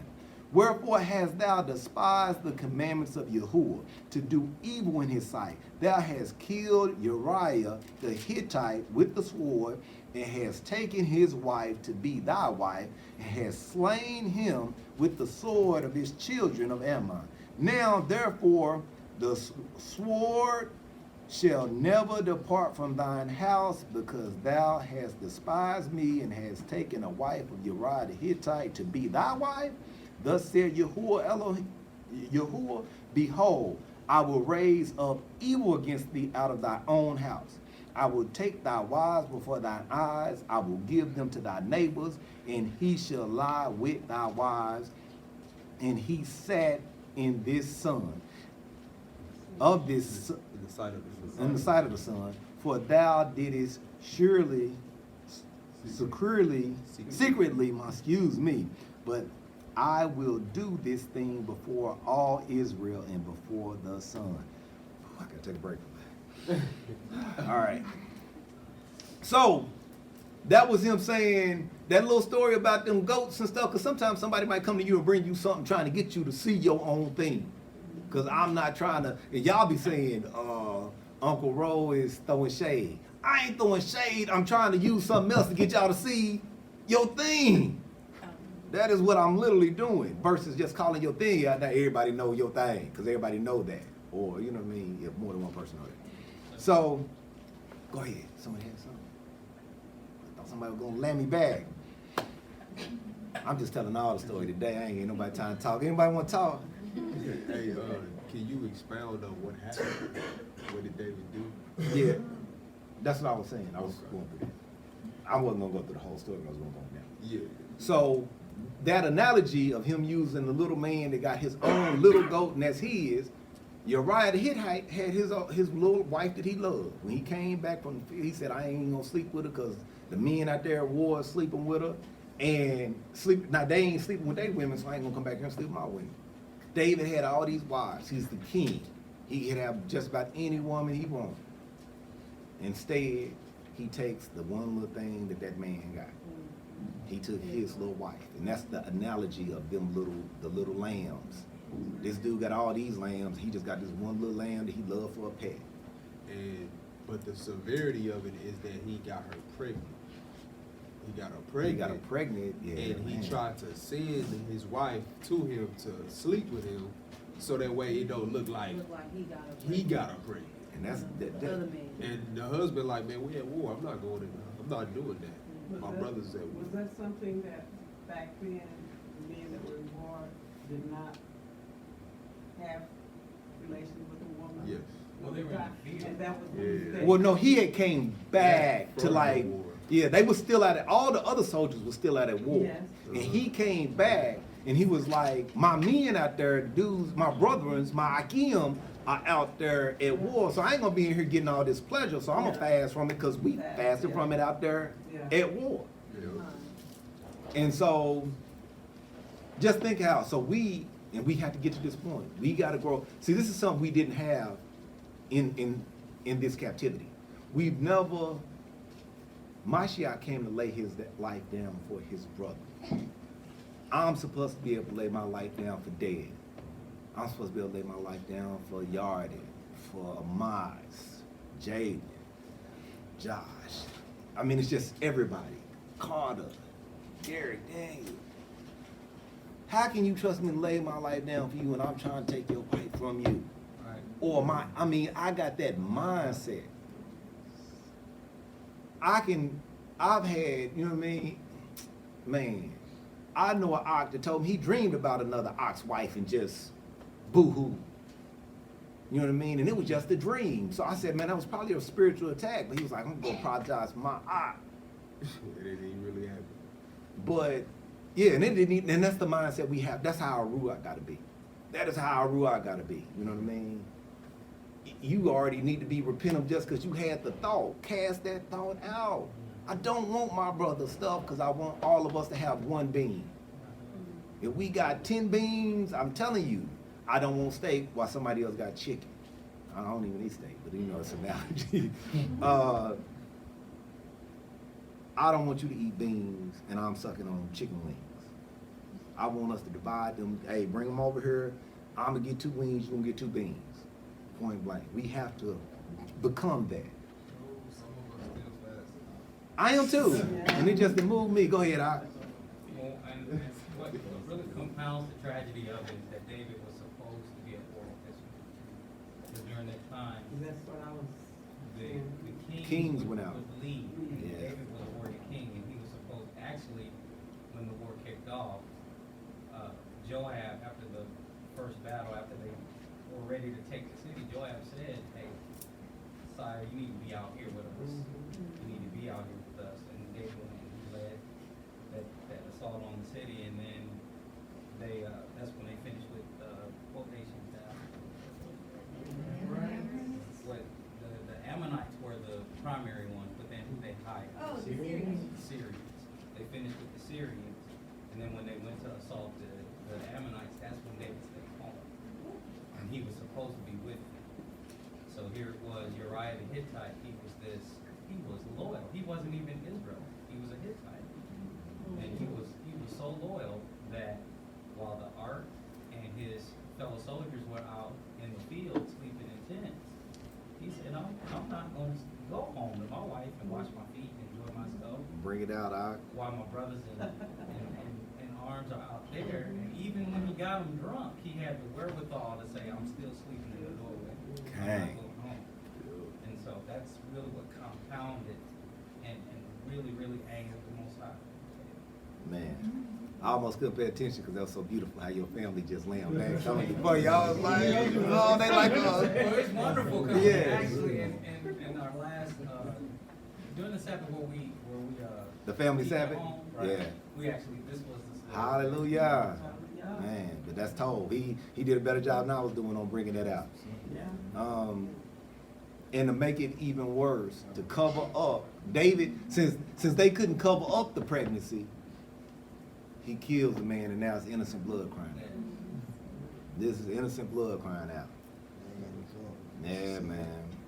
He killed her and took her as wife, so that way it wouldn't seem like he got her pregnant while he was still alive. So it just was, he was trying to cover himself, but still sin.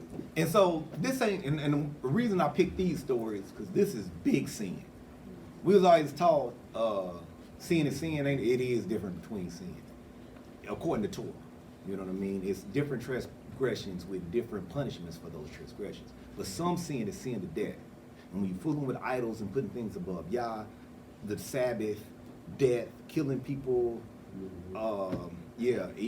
immorality, those things that are like sexual immorality, those type of things will get you killed. And so the little stuff that I've encountered within Israel, it ain't even big stuff like this. And we can't even admit it and move on from it. We can't put on sackcloth and admit I lied on you. I probably shouldn't have did that, I'm wrong, I lied on you. But I'm gonna drag out this whole story and we're gonna have meetings and we ain't gonna answer the phones and all kinds of craziness. All you gotta do is say, I'm sorry. Yeah, I'm sorry. That is not of you. Forgive me. But with a contrite heart, you can't just say it, don't mean it. But you have to know you can go to him, because it's better to know I got an Abba that will forgive than you just hide this wickedness and try to keep going on. But this is wicked, wicked, wicked. All right.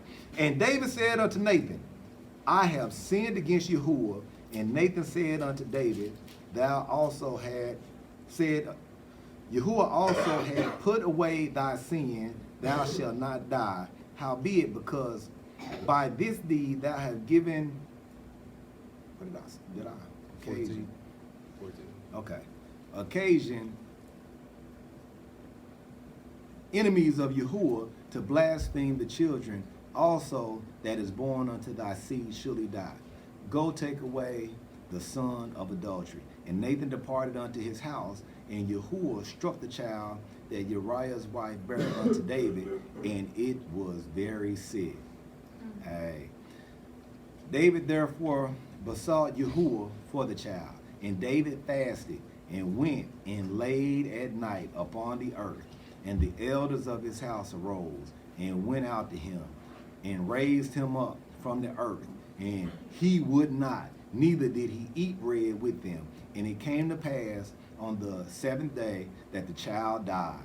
And the servants of David feared to tell him that the child was dead, for they said, behold, while the child was yet alive, we spake unto him, and he would not hearken unto us.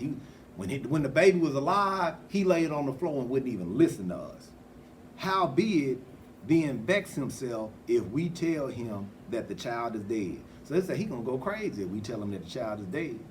But when David saw that his servants whispered, David perceived that the child was dead. Therefore David said unto the servants, is the child dead? So David seen him over there whispering, was like, oh, that baby dead, ain't it? Dang. Then David arose from the earth and washed and anointed himself and changed his apparel and came into the house of Yahuwah and worshipped. Then he came in his own house, and when he required, they set bread before him, and he did eat, and his servants unto him.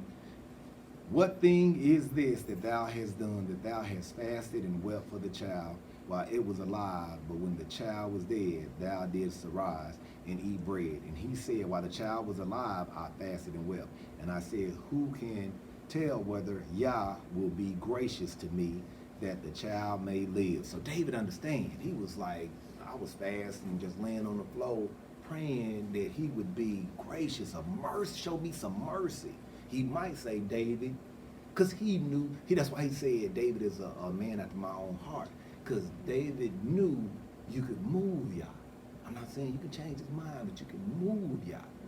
And Yah might come back and be like, hey, this baby ain't gonna die for your sake, but his baby's gonna die. And it's so crazy how stuff goes on generationally that we have no idea of. That the child may live. He may be gracious that the child may live. Starting at 23. But now, he is dead. Wherefore should I fast? Can I bring him back again? I shall go to him, but he shall not return to me. And David comforted Bathsheba, his wife, and went unto her, and lay with her, and she bare a son, and she called his name Solomon. And Yahuwah loved him, and sent him by his hand of Nathan the prophet, and he called his name Jedediah, because of Yahuwah. What's Solomon's real name? Jedediah. All right.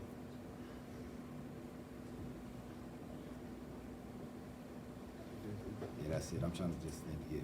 All right, that's showing David repented and fasted and just trying to get Yah to move on his behalf.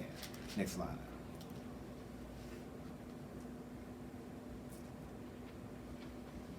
Let's look at a city. Oh, okay, this is let's look at a city. Let's we're gonna go to Jonah.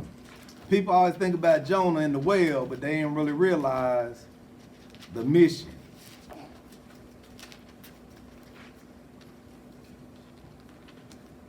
Woo. Okay.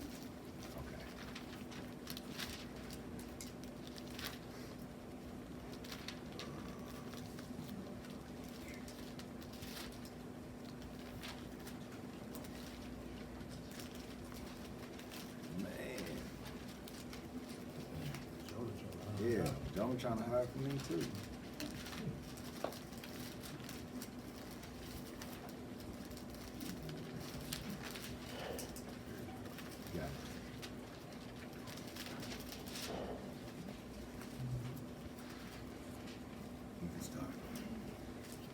Okay. Jonah chapter 1, starting at verses 1. It says, now the word of Yahuwah came unto Jonah, the son of Amittai. Somebody get that. What that say? Amittai, all right. saying, Arise, go to Nineveh, that great city, and cry against it, for their wickedness is come up before me. So they was wicked. That's their sin. They was wicked. So I just wanted to show their sin. So we're gonna jump over to chapter 3, 1 through 10.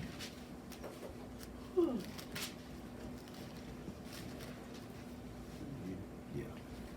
It says, the word of Yahuwah came unto Jonah the second time, saying, Arise and go to Nineveh, that great city, and preach unto it the preaching that I bid you. So Jonah arose and went unto Nineveh according to the word of Yahuwah. Now Nineveh was an exceedingly great city of 3 days' journey. And Jonah began to enter into the city a day's journey, and he cried and said, Yet 40 days, and Nineveh shall be overthrown. So the people of Nineveh. So he going to the city and he's walking through the city, and that's the only thing saying. In 40 days, the city of Nineveh shall be overthrown. In 40 days, the city of Nineveh, it will be overthrown. Okay, keep on. It says, Verse so, 5. Verse 5. So the people of Nineveh believed Elohim and proclaimed a fast and put on sackcloth, from the greatest of them even to the least of them. For word came unto the king of Nineveh, and he arose from his throne, and he laid his robe from him and covered him with sackcloth and satin ashes. And he caused it to be proclaimed and published throughout Nineveh by the decree of the king and his nobles, saying, Let neither man nor beast, herd nor flock taste anything. Let them not feed nor drink water, but let man and beast be covered with sackcloth, and cry mightily unto Yahuwah. Yea, let them turn every one from his evil way, and from the violence that is in their hands. Who can tell if Yahuwah will turn and repent, and turn away from his fierce anger, that we perish not? And Elohim saw their works, and they turned from their evil way, and Elohim repented from the evil that he had said that he would do unto them, and he did not. All right, next slide. So y'all saw he repented, right? Mm-hmm. Check on learning, check on learning, check on learning. What did the subjects do? What did Ahab do? What did he do? What was his sin? Because I want y'all to know the stories too, just because we did a whole bunch of Bible study today. Y'all got a bunch of stories. Yeah, he tried to steal somebody's land. What did David do?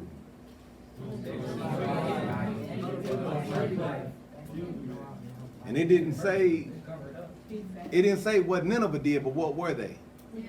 Wicked. What did y'all do? He sent and he did what? Gave him word, gave him judgment, told him, hey, this is what's going to happen, but this is what you doing, this is what's going to happen. With Nineveh, he said, I'm going to destroy y'all. Y'all wicked, I'm going to destroy y'all. Y'all wicked, I'm going to destroy y'all.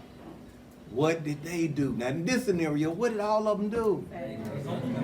They humbled themselves. They repented. They put on, in Nineveh it said, from the littlest to the greatest, put on sackcloth. The king put on sackcloth, went and laid in ashes. So whenever whoever's at the head can go humble themselves, if my people who are called by their name, my name, will humble themselves and pray. He said, if you humble yourselves and turn back to me, turn from your wicked ways.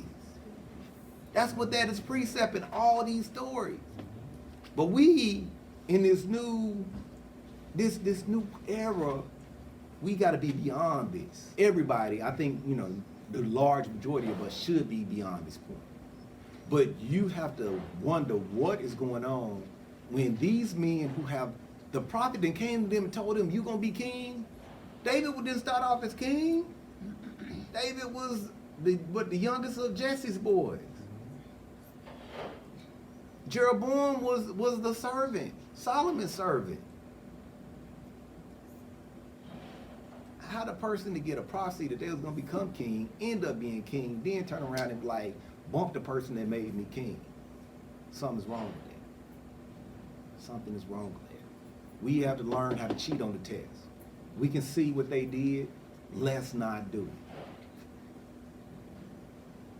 Hallelujah. In this day, this purification, at this purification, we at this point, that's the whole road. When you do sin, humble yourself. Confess your sin. Don't make excuses. Before this one, what should we do? What should we let me do? go back. We can go through them. Y'all got 5 minutes? Yes, All right. He was showing, it was almost 2 hours, y'all. I was like, oh, I'm sorry. But yeah, we was gonna get them Thursday anyway. But go ahead. What should we do? What should we do? Leviticus 5, chapter 5, verses 5. It says, this is the Torah, this is the laws of the Most High. It says, and it shall be when he shall be guilty in one of these things, that he shall confess that he have sinned in that thing. So whatever that thing is that you done, you need to speak that thing into existence and acknowledge it. That's you putting on sackcloth and ashes. Forgive me for all my sins. No, I was a lot of stuff, y'all. I ain't gonna lie. It's humbling to me that y'all would even think to use me.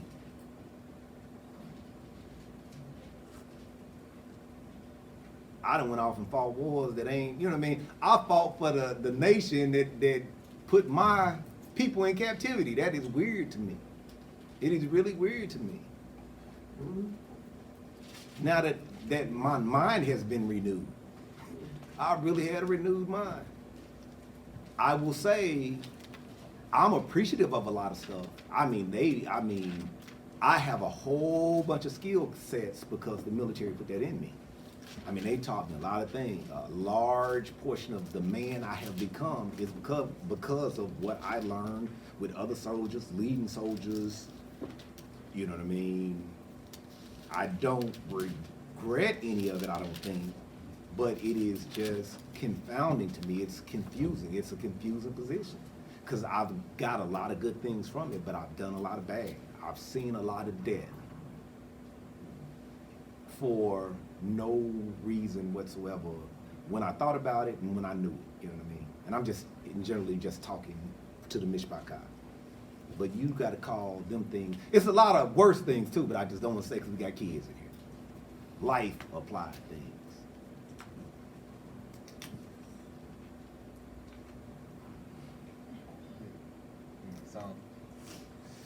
Go ahead. Psalms chapter 1, verse 6.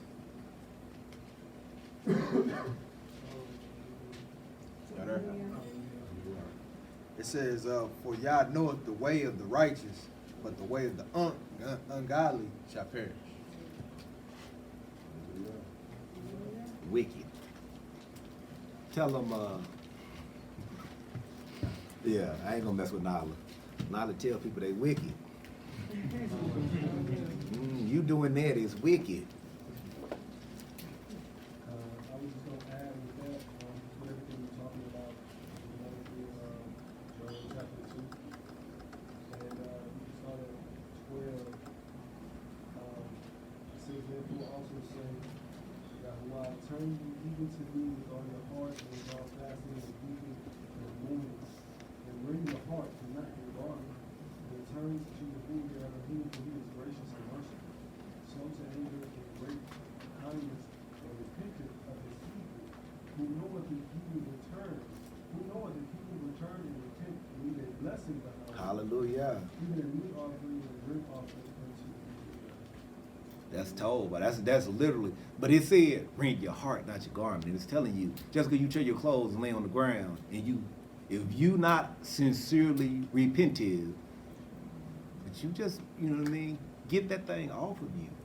Tear it from your mind.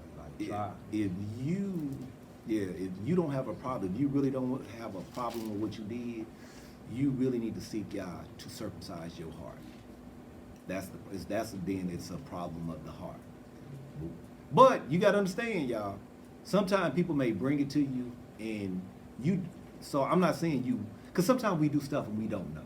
We may be gossiping and don't know we gossiping. But when it's brought to you, repent. Because that's what happened to David. David was like, let's kill this joker. But it was him. That shows you he didn't know. Because we could be, and that's why I'm always telling them, Hebrews, there's no sacrifice for willful sin. It's over in Hebrews like 9, I think. It's no sacrifice for, it says, there's no more sacrifice for willful sin. And then in Hebrews 6, it says, you crucify the Mashiach all over again when you come to this truth.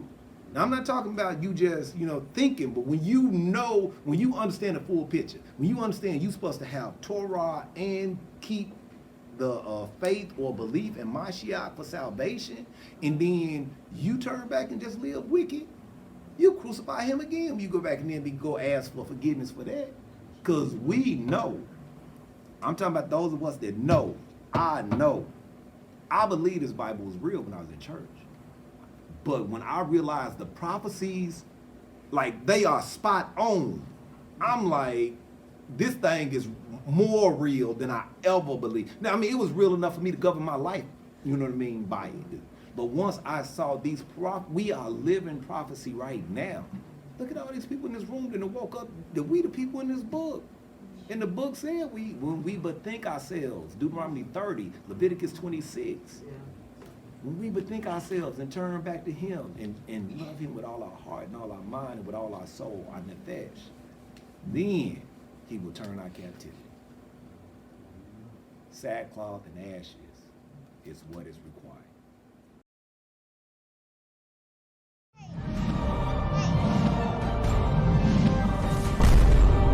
Rebirth of a nation. Hebrew kingdom building.